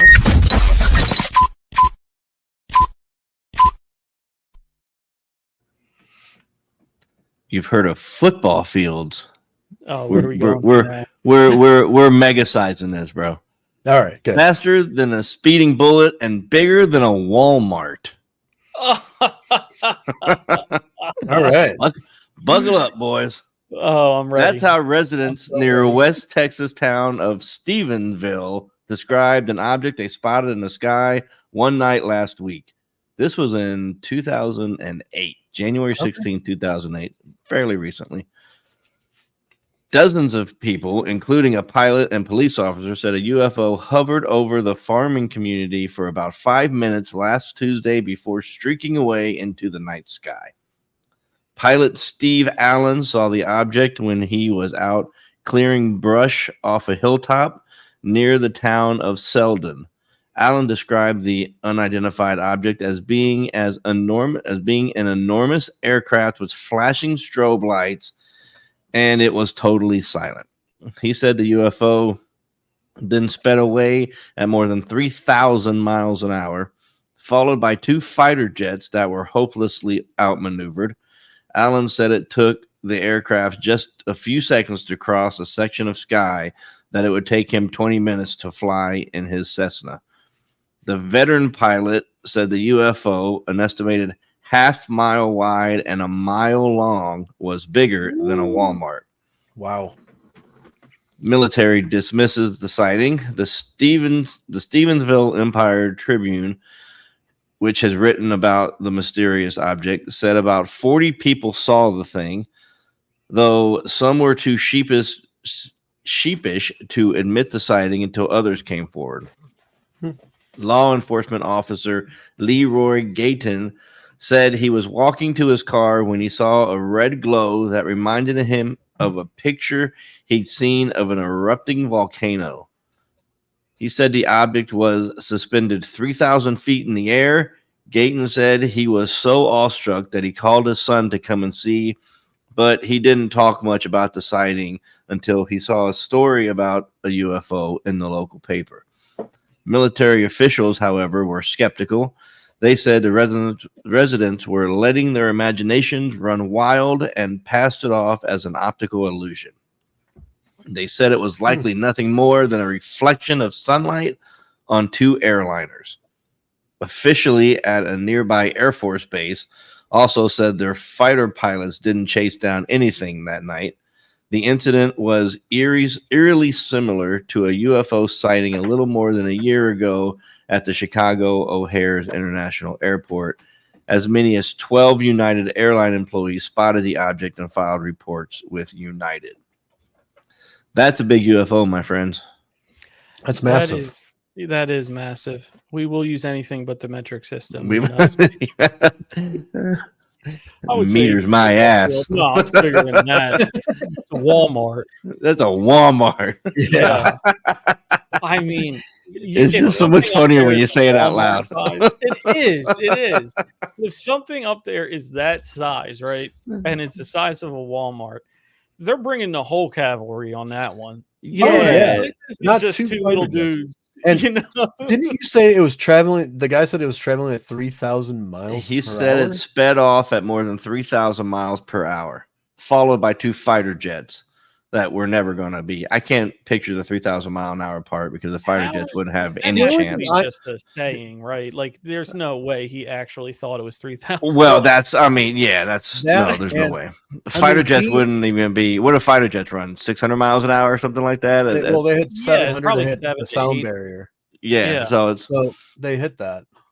You're still 3 times. Yeah, greater than that. I'm wondering, more with it being in our atmosphere, would it not hit a sonic boom? I mean, You know what I that's what. If a Walmart flew through the air at 3,000 miles an My hour, point. it's going to do something. Imagine restocking that at the end of the night. I know. Everything's everywhere. But You got the listen, I tires think- in with the milk. I think if there was a Walmart fly through the air, more than 30 people would see it. America, man, that's 3 football fields. Yeah, yeah. Man, that was 3 Walmarts. That's- oh man. I mean, But he said it flew across a section of sky that would take him 20 minutes, but it flew across in seconds. I guess maybe you can calculate it if you're looking at how many miles. I mean, if you're a pilot, I guess you can, 3,000 miles per hour, though. Well, Well, you're the not thing is, guessing. You're not guessing that. No. And if the fighter jets can get up to that speed, you know what I mean? Which they are you cannot. even seeing 3,000 miles an hour? Well, I mean, a Walmart, like- maybe. Well, yeah, that's true. But I imagine sporting the goods R flies comes by off, you. Yeah. falls off. It's going too fast. Oh man, Walmart. that But was I a love great that. story. Like even a city block. It was as big as Yeah. a city block. Even that sounds Yeah. better. than it was Oh, a- yeah. And a Walmart. I mean, it's Texas, With so the garden everything's, section? everything's bigger than Yeah. everything's bigger in Texas. So I guess it makes sense Yeah. that it's a fitting Very state true. for it to If it be was in. bigger, they would have said Sam's Club. That's what Yeah. they had Sam's Club in 08. Yeah, Yeah, they got Oh, that. oh, yeah. Got that. That's fine. I mean, it's Texas. Everybody shops at Walmart, bro. Come on. Yeah. No, I Yeah. got you. But it's becoming younger. But the speed. I mean, okay. So I mean, I guess for 3,000 miles an hour, if it's going a relatively short distance, because he said it crossed a section of sky. I don't know how big of that section of sky is, but I mean, What's taking I 20 don't minutes know. to cross the sky from one side to the other? I mean, yeah, but that's his Cessna. So if his Cessna's going to take him 20 minutes to cover the same area, and it's doing it in a few seconds, That You you could could probably probably- teleporting and then you could probably extrapolate that out somehow if you had a calculator that I knew how to use. You might be able Yeah, to that's do true. that, but I don't. we have regional airports here, and you see Yeah. them, taking off all the time. And I mean, and you can watch fun a 20-minute fact- flight. It'll cover some ground. yeah. Yeah, because even those, they can get up, they can go a moderate amount of speed, and up there to help out. But yeah, I mean, if I was there and I got a pass or a club membership to the local regional airport, and I have my own, Cessna there, Right. that's my relaxation. I'm there probably every week, Mhm. flying. So what are you naturally going to do? Well, I'm going to try to find my house from up here, right? And Yeah. Yep. then Oh, yeah. fly around your house. Mhm. So, that might not be that crazy that like the back of your hand, what time something should take. Maybe, It's not- yeah. Again, it's perception. How high was it up in the air? From where you're at. Yeah. I think the higher it's up, the longer it's going to take. It's going to be in your line of sight for longer. Yeah. So I don't know. I mean, I just like the fact that it was bigger than Walmart. That's what made me do it. No, I mean, that's just up there, bigger than a Yeah. Walmart. I don't think we're going to top that. But wait, there's more. Yeah. Yeah. Well, he said bigger than a Walmart, but then he said he estimated a half mile wide and a mile long.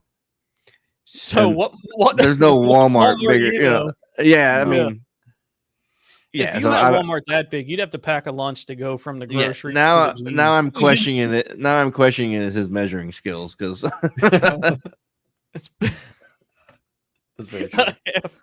yeah. now Poor I have guy. more questions. I'm getting involved in more questions here than answers. I don't like a it. square mile is like 5,600 acres. Like, think how big that is, and this thing, Yeah. Yeah. is roughly half of that. Mhm. Whew. I mean, you're seeing that on a satellite. Like you're seeing something. Yeah. Well, You know. don't Oh, need yeah. any. You don't forget radar. You can just go. Yeah. out, Yep. have You can your see it own from the flashlight moon. and just look at it. Yep. You don't need anything. Man, you could probably hit it with a rock. I You mean, gotta go listen, to the farm. it's a lot of farmland in Texas, so maybe you It's could very miss true. it. I don't know. Yeah, Texas is a big place. Texas is a big place. Oh man. It's massive. Well, they're coming in strong. You weren't going to get a dud from the state of Texas. I'll tell you that. And it's You West weren't gonna Texas get a too, dud. so there's really a lot of room That's out El there. Paso area. That's Yeah, that's desert East New area out Mexico there. area. That Yep. yeah. That's Lot- rattlesnakes and cactus and not much A lot of else. peyote. That's Yeah. it. There we go. He's fine. dying to do peyote, bro. He's dying to do it. One day it will happen. We're gonna Listen, I'm combine with all- you. I'm with you, bro. I'm dying to do it too, but We're I need. we're One going day. to the shamans. Yeah, We're going to the shamans. Yeah. This network's just a front. exactly. We just need some big sponsors that are willing to Yeah. Oh, yeah. put this bill and want to watch some maniacs do some peyote. How did I end up on a drug documentary? I know. Yeah. Well, we could film two different things while we're there. Exactly. No, we have two separate camera crews. Yeah. This is And very then on the way specific back, reason. we'll It's not be in important. that seized at the border show on, Yeah. Yeah. on Discovery. Oh, Wow. God. I like All that right. show. I like that show. I do watch that show too. I get hooked into it. I do. Yeah. I do. It hooks you so unsuspectingly that Yeah. it becomes a click and stick before you know it when you're flipping Yeah. through the This channels. is very true. Well, it's either that or I'm on TikTok and I'm like, oh, there's one of these episodes. I'm going to watch it. I'm like, I have to go back Yeah. to their homepage to find the other one. And I Yeah. have to see the whole story. What do you for mean this. I can only watch part one? Yeah. It's always like that. And then when part two's Oh, missing, I'm like, son of a bitch, clickbait me. Yeah, That's they all it got was. me. Yep. Gotcha, They bitch. got me. Happens every time. Yep. All right, Texas. Great job. Let's go to another gigantic state. Pay attention, Nicole. Here's where we're going next. Back to Cali. So, UFO sightings, and this, guys, is the most recent one that I've had. This is from August. Oh, wow. UFO sightings in Palmdale and Lancaster, California. Nicole, let me know how far away that is from you. Local residents share their experiences on a Ring Neighbors camera app. And I'm going to go ahead and share that. Where are you? Sometimes I get some of these videos. I need to send them to you so you can share them when I'm doing this. 'cause Yeah, I by all found means. some- Let's go there.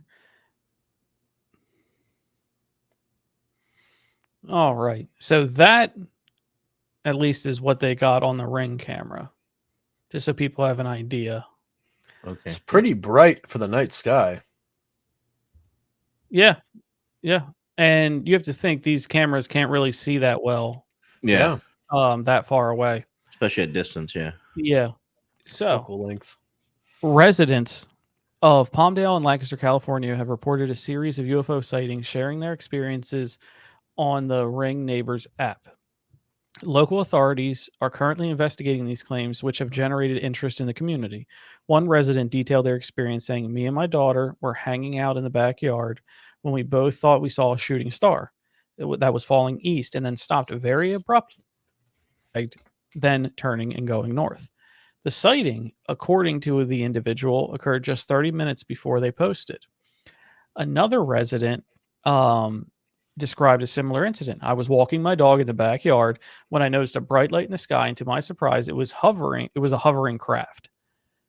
The app was flooded with such reports. The Ring Neighbors app is a locality of all Ring cameras in your zip code. So Mhm. people can communicate, hey, watch out for so-and-so, this guy was trying to get into my house, that type of stuff. Right. So all of these people went from his Ring camera, saw the same thing and were alerted. That's why it's called the Ring Neighbor app.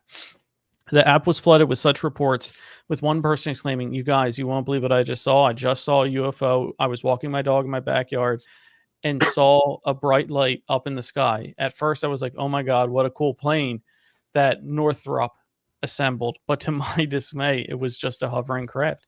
Please tell me I am not the only one who saw it."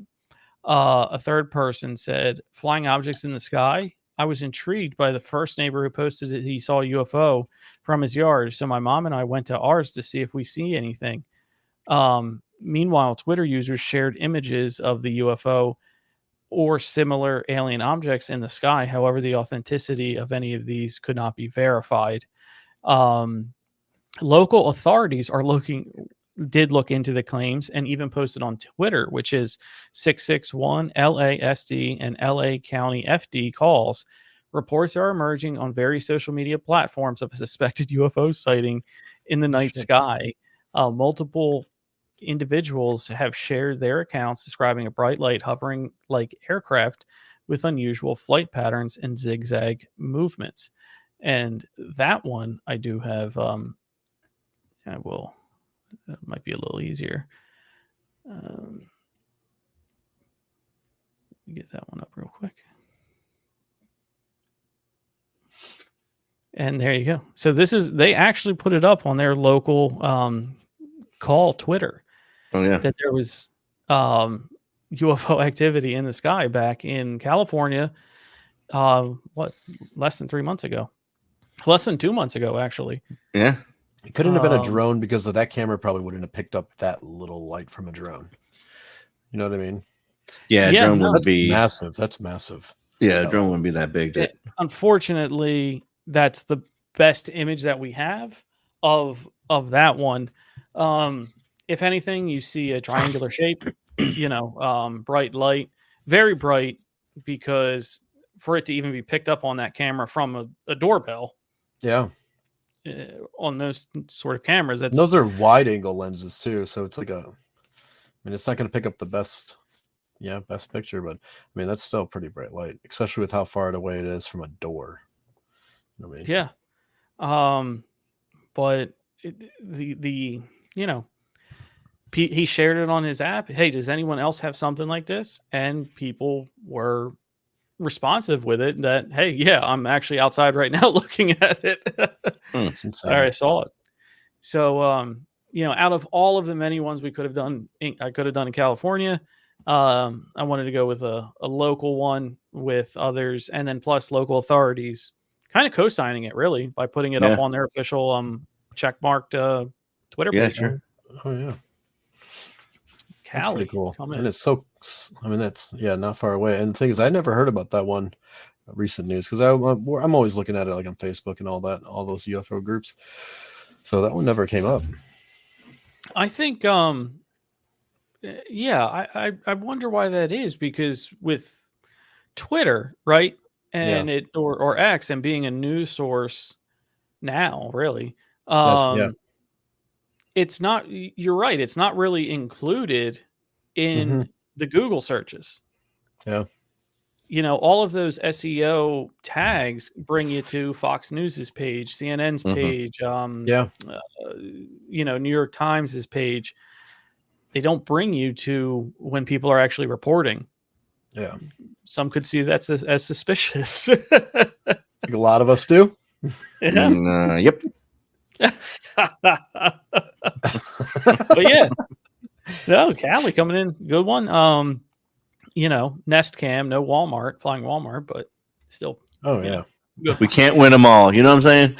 No, we can't. We can't win them all. No. That's hilarious.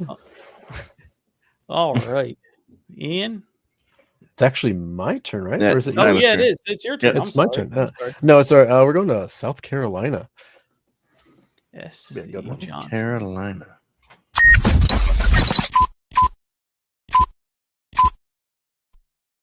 So this is out of a newspaper clipping from September 11th, 1980. Oh, cool. It says Jerry McAllister saw something strange. It was, it's a pretty big headline for it too. Even shows a picture of him. Right here, it's kind of hard because it's like blotted from like old newspaper, but it's like they scan everything. So I'll do my best. It says, did a vehicle from another world pay a visit to a Broadway Lake area all this morning? It says Jerry McAllister from Parrell Road is not sure, but is positive he saw something strange in his backyard early day. And since the 4:20 a.m. sighting, there was another sighting with it before that. The news media has beaten to path. It says Oh, that's weird. It says has beaten to path to his door. This is from the newspaper, not me. Radio station from over 3 states have kept him busy on the telephone, relating the experience for an on-the-spot broadcast. Television camera trucks from the areas, it says stations, rolled up and down the country roads, asking for directions to remote rural section.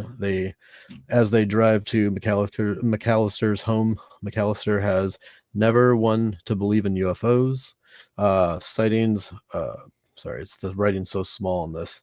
It says, but he does now. Other witnesses include for Anderson County deputies, his wife, 4 daughters, and his next door neighbors. McAllister was listening on his scanner to police reports of a wreck on I-85 when I heard awful racket outside my window, he said today. At first, I thought it was a helicopter fixing to crash. It was a shrieking noise that actually hurt my ears. He said, putting both hands over my ears to demonstrate. He says, but when I got to the window, I saw this terrific light. It was sort of like floodlights lighting up my whole backyard. The light hurt my eyes. It was so bright. I called to my wife, who was asleep, and then punched her away with my crutch. Like this weird. They said it. McAllister has an injured leg. As she got to the window in time to see the lights and hear the noise. Then my daughter Shirley got to the window and saw it herself. Then it turned sideways and swished sideways over the pine trees. He said, pointing. It's so hard to read the old writing. His crutch towards the clump of trees at the edge of the yard. McAllister described the object as round, about 70 feet long, as thick as a 2-story building.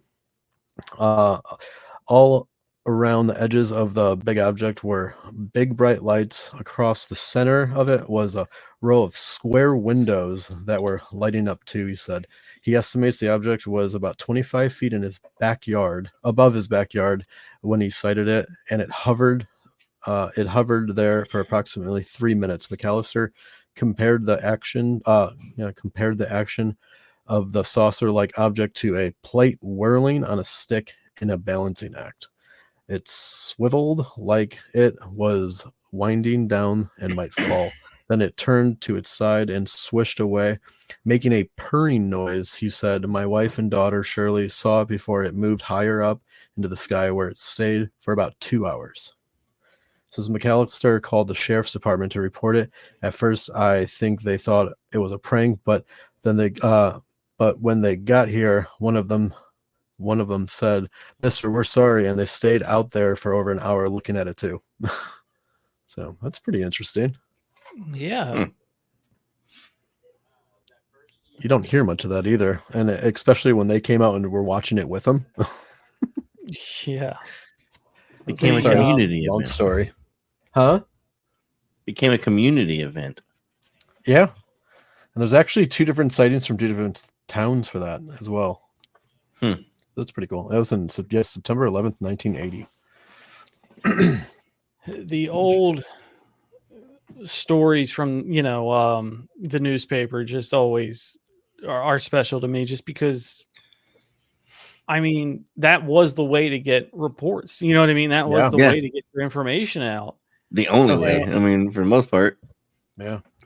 But there had to have been some air of believability, because they just didn't publish everything. Right, exactly. Yeah. So the community event, sorry to say, but it's just taken more seriously. You have more than one person there. Oh yeah. Especially when the police come out to your house thinking it's a prank, and then they end up saying and watching it with you. Like, yeah, we believe you now. No, my real only UFO encounter was in South Carolina too. Oh, really? Okay, yeah. I don't know if I ever told you guys that story. I don't think so. I don't think so. So, young 10-year-old Tom going down to Florida. I have cousins and an aunt that live on the Gulf side, Northport, Punta Gorda area. That area. Right next to us. Yeah. Okay. There you go. Just north of us. Yeah. Yeah. Driving down, Me and brother in the back seat, a ton of people were pulled over to the side of the road in South Carolina. I didn't know what was going on. I couldn't see anything. I was on the driver's side back seat, and everybody was off looking to the right, right? So my mother pulls the car over. It was my mother, my grandmother, and then me and my brother in the back seat. She pulls the car to the side of the road, and everybody, there's a ton of people. That's just all I remember is we had to drive a while before we were able to pull over. Get out. Other people are alongside of, this is Interstate 95 in 1995. You know what I mean? It's a major highway. It's a major, Oh yeah. one of the biggest ones in the country.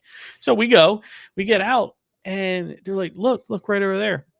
I look, and this thing is low, but it looked like a blimp, but the air portion of, or the hydrogen portion of the blimp was all illuminated. Illuminated. Cigar shaped, just, and people are like, what is that? And one thing I still remember to this day is looking at it and just feeling like that's not something I know. Normal. Yeah. Yeah, like I just knew it was extraterrestrial. You have a ton of people on the side of the road out of their vehicles on a major interstate. Not one, not just us, just a row of cars. Right after that, I remember the police come by, and the old police cars, they had their bullhorn or whatever, and they were like, get back in your cars, get back in the blimp. It's a blimp. And then they had police officers walking because it's a safety issue now. You have a ton of people on the side of the road. Yeah. We get in, we drive, and to this day, mother, and up until my grandmother passed away, like, I know that was a UFO. I know that was. Wow. We're off looking over. There's a town or a city in the distance, but this thing was about, less than 1,000 feet in the air, and about half mile away, off in the distance. Yeah. This thing was big. You know what I mean? It was big. So that was the only time I, have a true UFO encounter of, even just to the definition of unidentified flying object, like that is the true one. Sure. Yeah. I've seen other strange things in the sky. I've looked them up. I've debunked some myself, but nothing gave me that. Maybe it was because I was a kid, you know what I mean? But nothing gave me that fear. Like, that's not something human, Yeah. So yeah, that's my South Carolina. Interesting. Cool. That's crazy. Did not Right know on. that. Yeah. Until like it. we go to Skinwalker Ranch. Then We're all being abducted. Yeah. So, That's just going to be the ayahuasca. listen, if we can find a sponsor for us getting abducted, bro. It's going to be the greatest show ever. just send us out there. This probing by A&W Root Beer. Yeah. Exactly. Yeah. Oh man, what are we getting into? Off the rails. All right, Ian, what do you got? We are going to Indiana. Indiana.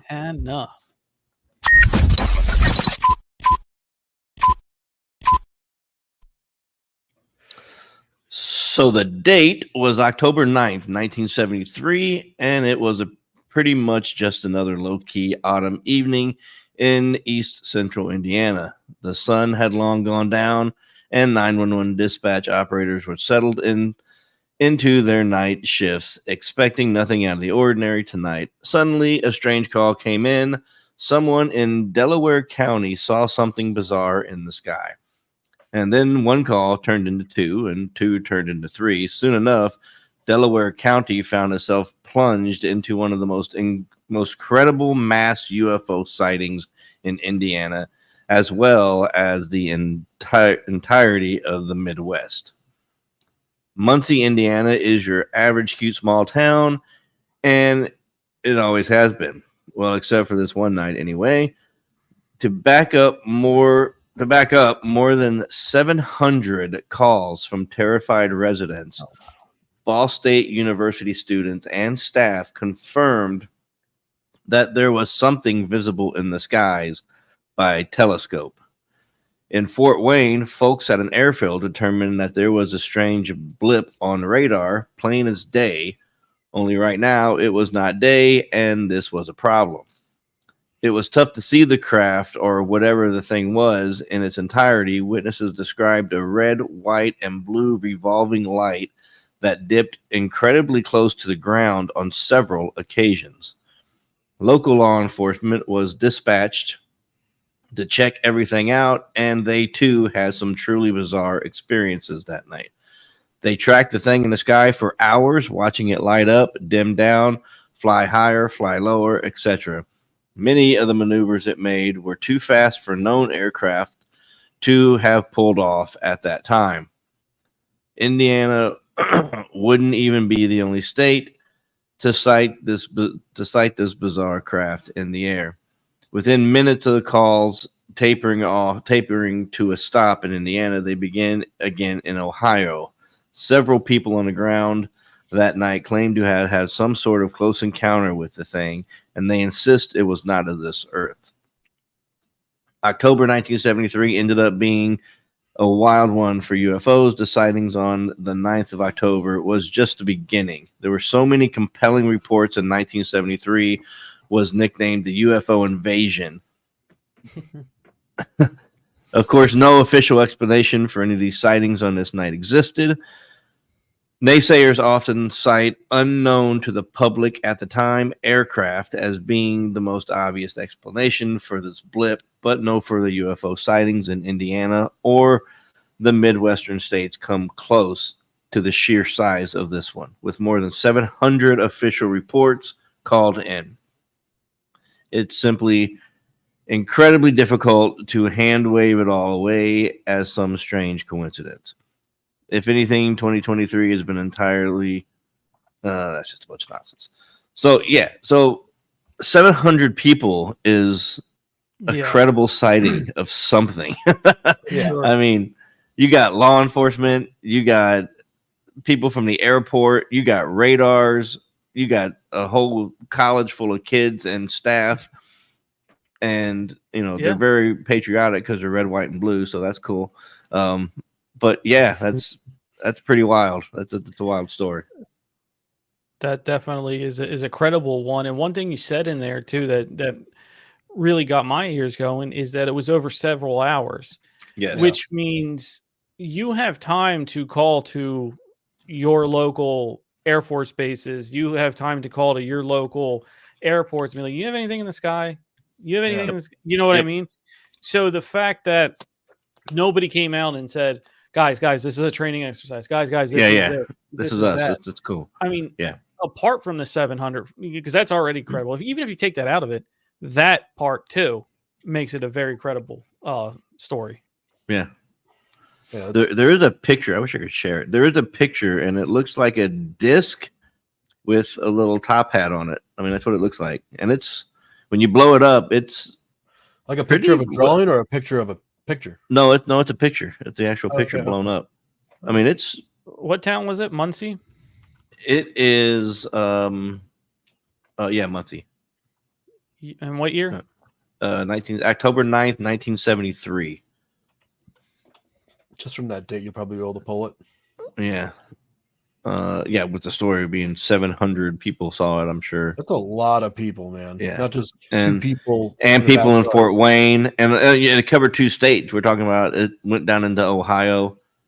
It's like that's a big that turned into a big deal, It knows no limits to one state.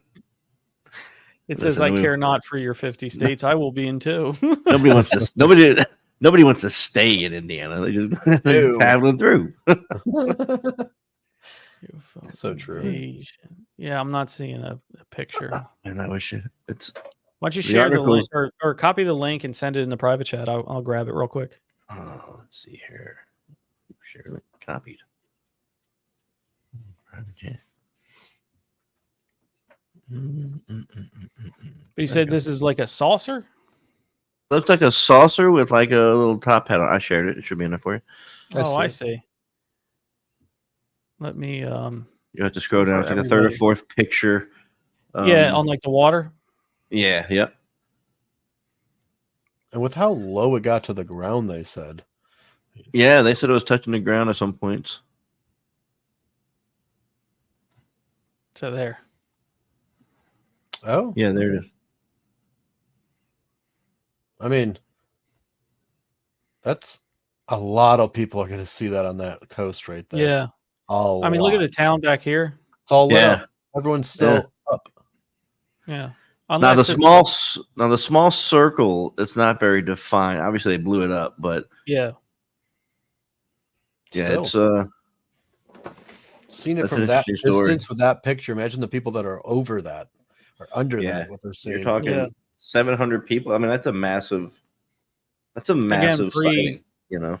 pre cell phones, pre cameras is the extent that you have them now. But Yeah, it's- you're right. you know, it's a fascinating photo and a fascinating story. A UFO invasion in the 70s in Indiana. I'm surprised Yeah. that picture was that clear and that colorful for that, unless they redid it for the 70s. Mm, You know what I mean? maybe. Now I don't know. looking at it, I'm like, that looks like it was taken with a professional Sony. You know what I mean? Yeah. Meh, I don't know.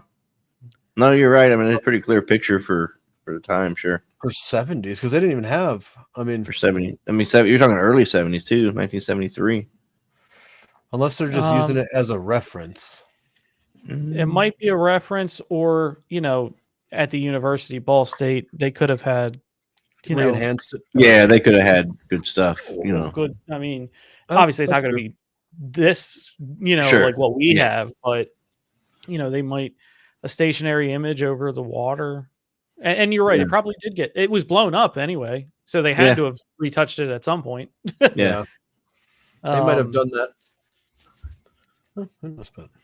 But you could almost think, if you look at the top of the sky, you'll see like little light coming through. You could almost mistake it for that when you look at the blown up section. But when you look at the small section, it's all dark sky. So you wouldn't have just that one little bit, I don't think. That's true. Like, okay, it's crazy, but it actually is just the sky behind it, making that shape. But you're right. You're not going to get that. Yeah, there's no other section of that type of thing. Yeah. No, you're exactly right. And I mean, 700 people, that's a big number. That's a big number. It is. Ball State University. Who the hell's heard of Muncie, Indiana? And now I'm going to see our Indiana numbers drop. But you know, I already insulted him. We already fixed that. Yeah. You know what I mean? Those type of things protect the college. So if anything weird's going over it, law enforcement's going to be all over that. All over sure. it. Oh yeah. Indiana strong. Good job, Indiana. All right. Let me we lost a lot of calls.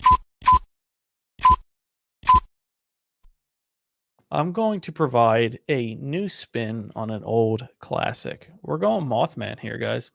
Love it. I'm all right with that. Yep. So, we for anyone who might not know, Mothman is a creature believed to be in the Point Pleasant region of West Virginia, in the 1960s, mid to late 1960s. That some believe had was a harbinger of doom or predictor of bad things when the Silver Bridge collapsed in 1967, killing 46 people. Many had seen the Mothman creature land on the bridge and somehow predicted or drew from one to the other that he predicted that the bridge would collapse. But many people don't know the backstory behind, Mothman, which the Silver Bridge was 1967 December. In the early 1960s, Point Pleasant was mobbed with sightings of large metallic objects, bright lights, red and orange glowing orbs around it. Orbs were silent, moved incredibly agile in the sky, making quick trips from the main red light down to the surrounding hillsides. Years later, you have the Mothman being seen by two people, originally seen by two people driving two couples, so 4 people driving and seeing a large winged creature with red eyes near the old TNT plant. And more people had come forward with similar sightings, and excitement and fear grew. And these encounters also were claimed to be from orange objects in and out of the forest going up to a red object in the sky. Fast forward to the Extraterrestrial Species Almanac, written by Craig Campobasso. He indicates, I'm going to read a little excerpt from this. He indicates that Mothman is not a cryptid, is not a spiritual entity, but is actually a race of aliens. So Mothman origin is unknown, but the speculation is a prehistoric subterranean creature, many wondering if he's escaped or abandoned hybrid created by extraterrestrials or government genetics. Others believe him to be an extraterrestrial because the Men in Black have visited over 100 witnesses to silence them about their Mothman sighting. Mothman physically is a powerfully built human-like body, over 7 feet tall, gray to black coloring, a pterosaur-type wings, and a wingspan up to 15 feet. He has a small red head, small nose, a mouth, glowing red eyes that are used for night vision, possibly. Some say he can fly up to 90 miles per hour. When walking on 2 feet, he totters strangely. And it is said that Mothman is a dark omen of impending worldly disasters, a sign that something horrible is about to happen, or a watcher of astral territories. Does he have the power to grant or deny access between the realms that he occupies? The first Mothman sighting on November 12, 1966, was actually by 2 men digging a grave for one of the father-in-laws of one of their friends at a cemetery in Clendon, West Virginia. A giant flying man bird flew from the trees over their heads. And then 2 weeks later, Roger and Linda Scarberry and Stephen Mary Mallet, 2 young couples, spotted a huge gray creature that had glowing red light. The town had reported, different source, orange lights in the neighboring countryside flying up to a stationary red lighted object in the sky. Really?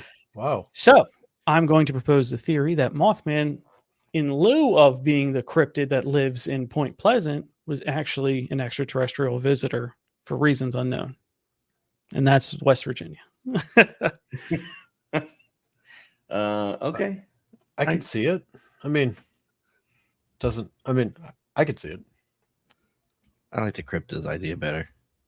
You like it being more flesh and blood? Yeah, I like it flesh and blood. Like if you look at it that way, have you ever seen the movie Jeepers Creepers? I mean, there's a resemblance. Yeah. There's a resemblance. That's the only thing I think about when I hear Mothman. That's the first thing that comes into my mind. Because of how did he get into the DMV and get a customized plate? I know, right? It's good to He think has about. to send in his registration. Like, let's Right. think about that. He pays taxes, people. Yeah, let him do what he wants.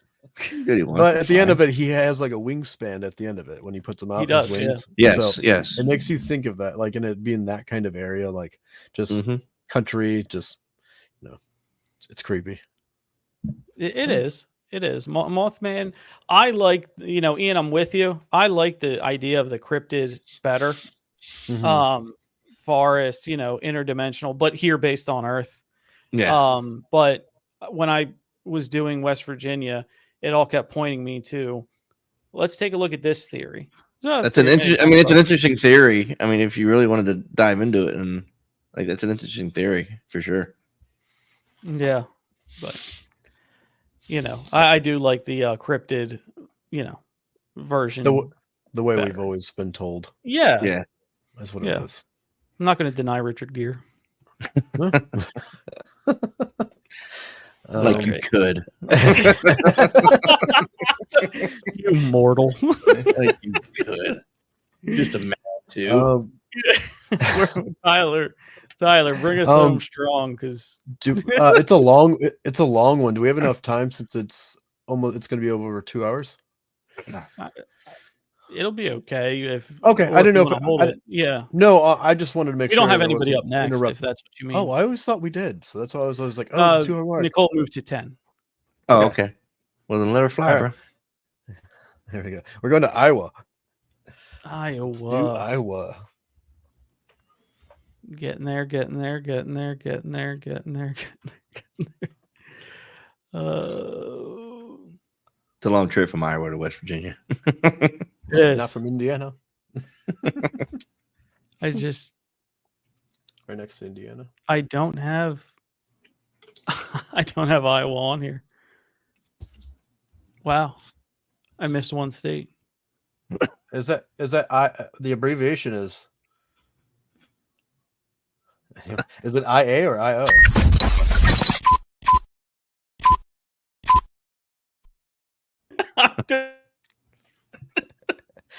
All right. Let's not talk about that. Yeah. Error. That's all right. So this one is on the evening of December 17th, 1977. Something spectacular happened in Council Bluffs. Over 40 years later, no one is still sure of what it was. That's pretty cool. It says, there's no question there was a fireball of molten metal in Big Lake Park. 11 independent witnesses can confirm that, as well as the Council Bluffs Fire Department and Police Department. How it got there or what it was is an unsolved mystery. At 7:45 p.m. Saturday evening, 3 young people on their way to Richmond Gordman store on North 16th Street noticed a reddish object about 500 to 600 feet in the air falling straight down.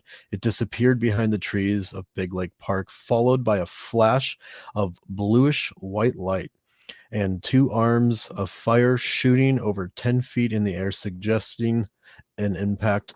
The 3 drove to the park and got out to investigate, arriving to see a glowing orange blob with a bluish crystalline substance in its center of in its center on a dike about 16 feet from the road. One of them noted it looked like a great big sparkler. Lava-like material running down the dike, appearing to slow as it colored. It was too hot to touch, and it ignited a small grass fire. A couple in their early 20s saw a big round thing. That's funny how they put it. A big round thing hovering in the sky below the treetops. And it also drove. They also drove to the park. They summoned the fire department when, assisted by Fire Chief Jack Moore, arrived on the scene 15 minutes later, and the object was still glowing. Molten metal covering a 6 by 4 foot area and approximately 4 inches thick. Chief Moore requested a police cruiser. He described the material as some kind of metal, and you can't break it and you can't bend it. Eppley Airfield and Offutt, OFFUTT Air Force Base were contacted but knew nothing about it, denying that any aircraft crashed or any encounter like that has occurred. Like Offutt, can't pronounce it. Offutt officials didn't seem terribly interested. A third couple also came forward reporting a bright red object rocketing towards Big Lake Park. Samples of the metal were analyzed and determined to be a simple high carbon steel of a type common in manufacturing. It says, what was melted in Big Lake Park that night? Could it have been a meteor? No. The debris would have been rock, not metal. Piece of an aircraft, it would have not fallen in a semi-molten state. Satellite, those are made with lightweight materials having high alloy content, not heavy manufacturing metal. Space junk, something falling from outer space, should have made a significant crater upon impact and wouldn't have been molten. It says, ruling out aliens for the moment, that leaves one explanation. The things says, when the first witness arrived on the scene just minutes after the impact, a tiny foreign car with 4 teenagers paused briefly and asked if it says, quoted, they saw that thing fall out of the sky too. The car then drove on. It's kind of weird. I would have wanted to stop and see what happened and not just drove off. Glowing molten metal is hardly a common sight in the city's park system, yet the occupants of the car weren't curious enough to pause and take a look. Did they dump the molten metal and shoot off of some sort of flare that create illusion of something falling to earth? Maybe, but there are some lingering questions. Two foundries exist in Council Bluffs at the time that could produce molten metal of that type found. So it was available, but how would one transport 2,500-degree substance, particularly in a tiny foreign car with 4 passengers? And there's the question of why go through so much extensive and logistically sophisticated plan for a hoax less than a dozen people to see. So that's pretty interesting. Yeah, That's a lot of metal. It's not a little bit.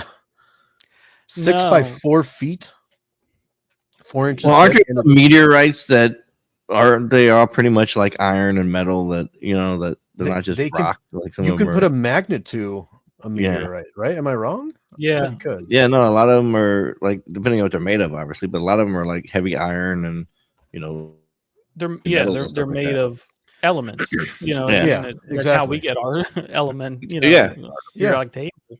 But the weird part is to have an impact of, for something that big to impact the Earth, it wouldn't leave. It would be a crater at that point. Yeah, you would think that. That would be the only thing that would disprove maybe a meteorite would be a lack of crater, but I would say so. They saw it fall down from the sky, but there's also like going on to like I think at Roswell they have a material that you can't bend it, you can't do anything with it. It's just the material is what it is. You can't form it. And if they did, it would just go pretty much like back to where it was. You can't break it, can't melt it. It was like a foil type thing, but they couldn't. They couldn't rip it or anything like that. Yeah. There's some cool stories on that I want to talk about. That we'll get to that. Yeah, that's going to be. I'm fun. building up to that. So there's a couple stories, but yeah, there's I had somebody and their father was the photographer of that infamous. No way. The guy kneeling in front of like the Jiffy Pop type. Really? Yeah. Right. And he didn't want to go into like talk about that. Right. And it had interview drug on because I'm like, okay, but you make these claims, man, and you that's something. Give me something. Yeah. That would be tough to do something like that, and then that guy has some information that you really want to hear about, and other people, thousands of people want to hear about. I could not tell people. I'd be terrible at that. I'm one of those, especially with that kind of information. There's not at that point you're not even being a strong enough. It's so like, long ago. Yeah, and people will believe what they want to believe, so just give them the information you have. So and long people ago, can still not believe. I haven't been able to foil one document on it. Yeah, no, I have. No. So it's. Even though it's that you can get stuff from the 70s now, even 80s. I can't get that from 57. Yeah. Where there's smoke, there's fire, right? So yeah. So but true. The material landing. We're not talking about it's hitting rock and that's why there's not a crater. It's the farm fields of Iowa. Oh yeah, right. Yeah. What does the disturbance look like? Cornfield, wheat field, whatever it might be. That's just. Well, I think it was really the story before my last one was 2 glowing orbs. They kind of sound similar. The glowing orbs or whatever, the orange balls that kind of formed together, and it happened in 1977. So that's a long time ago for someone to play a joke, and not even a joke in an area that no one would even like. Oh, that's cool. It's like a farmland. Yeah, like for 12 people. Yeah, there's probably unless they really hated their neighbors. You know what I mean? But yeah, and they're and it's farmland. They're bored. Come on. Yeah. So that's what you're gonna do on Friday night. Yeah, they got in trouble for the crop circle, so they're doing this one. Yeah, exactly. But 6 by 4 feet. That's a huge area. That's the size of a football field. Yeah, to some. That's half a Walmart. That's half a Yeah. Walmart. But no, I mean, it's a huge thing. It landed. The glowing part, we forget about that, right? Mhm. That when we hear things that crash landed to Earth, we Yeah. want to run up and go and see what it is. But there is some danger with that. Sure. Oh yeah. If this thing is, from outer space, you don't know what's on it, and you don't know how Yeah. hot it is. Yeah. Mhm. You don't know if it's radiated or you know what I mean. Like, Yeah. who knows what you're I going to imagine in the walk up to. 70s they're probably not even thinking about radiation. No. Well, the average Yeah, person, I should say. yeah. But Probably not the people in the cornfield. No. They probably didn't have a lot of education on No, radiation. you can't but check out the Geiger counter at the Yeah. local library. yes, exactly. You can get one on Amazon now, though. Yeah, you can get one on him. You can, yes. That's Yeah, what you can. Oh, See, if man. only they had I wanna see Amazon back somebody then. walking around with one of them. I'd have to shake their hand. I bet- And like you have to see people at the beach with the metal detector. Just imagine We- some guy walking around with this. we show up with Geiger counters. Oh Yeah, yeah. we show up with Geiger counters. But still to this day, it's a mystery. They cannot figure it out. And when the police department and fire department were involved with So it what as well. happened to the object? I want to know. Oh Like, yeah. did they Yeah. take it or did it burn up to nothing? Like, what happened to it? Well, they there's- tested it. They have to know it's metal. Yeah, they Right. did, well, they did say they did test it. So yeah. I would just Odds wish there are was probably more. went to right Pat being right there. Yeah, probably. Yeah. But it's a cool one. And it's cool because I mean, so many people saw it and they did test it, obviously. But I wish there was some pictures of it. I mean, if we got that great picture in what was it, 1970 with your last one at the boats, I'm like, you can get a good picture. Yeah. Yeah, Well, back that then is- in Iowa, they still thought that camera stole your soul. Oh yeah, exactly. And there goes the yeah, we were burning through states. Yeah.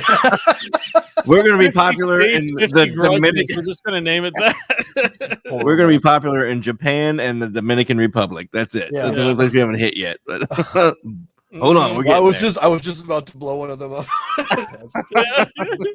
Not gonna say anything, but talking about the atomic bomb. But it's Yeah. horrible. I don't want to Horrible. blow your space up. Get it? Well, see, now it's just the Dominican Republic. Great. Good job. Yeah. guys. Yeah. Hold my beer. But to our but hola to our listener. Yes. Yes. Hey, casa su casa. Okay. Great. Now I got to learn So, Spanish. we should God mercy damn it. kill this before we end the whole 100%. I agree. This whole network's going It down. was a in great flames. time. everything. It was a great time. We had a fascinating amount of stories. Next week we're going to do Roswell and 6 others, and we'll have more time to elaborate on some of the craziness that has happened on some of these stories. But everybody listening, thank you so much for tuning in. Share us, subscribe to us, follow us on Facebook, your favorite social media platform. Watch out for clips of this coming to TikTok here in the next couple of days. Be sure to give us a share there. Thank you so much for your, tuning in this week. We love doing it, and we can't wait to do it next week. So Can't wait. from all 3 of us, everyone, stay safe, and we will see you next week. See you next Bye, week, guys. everyone. Later.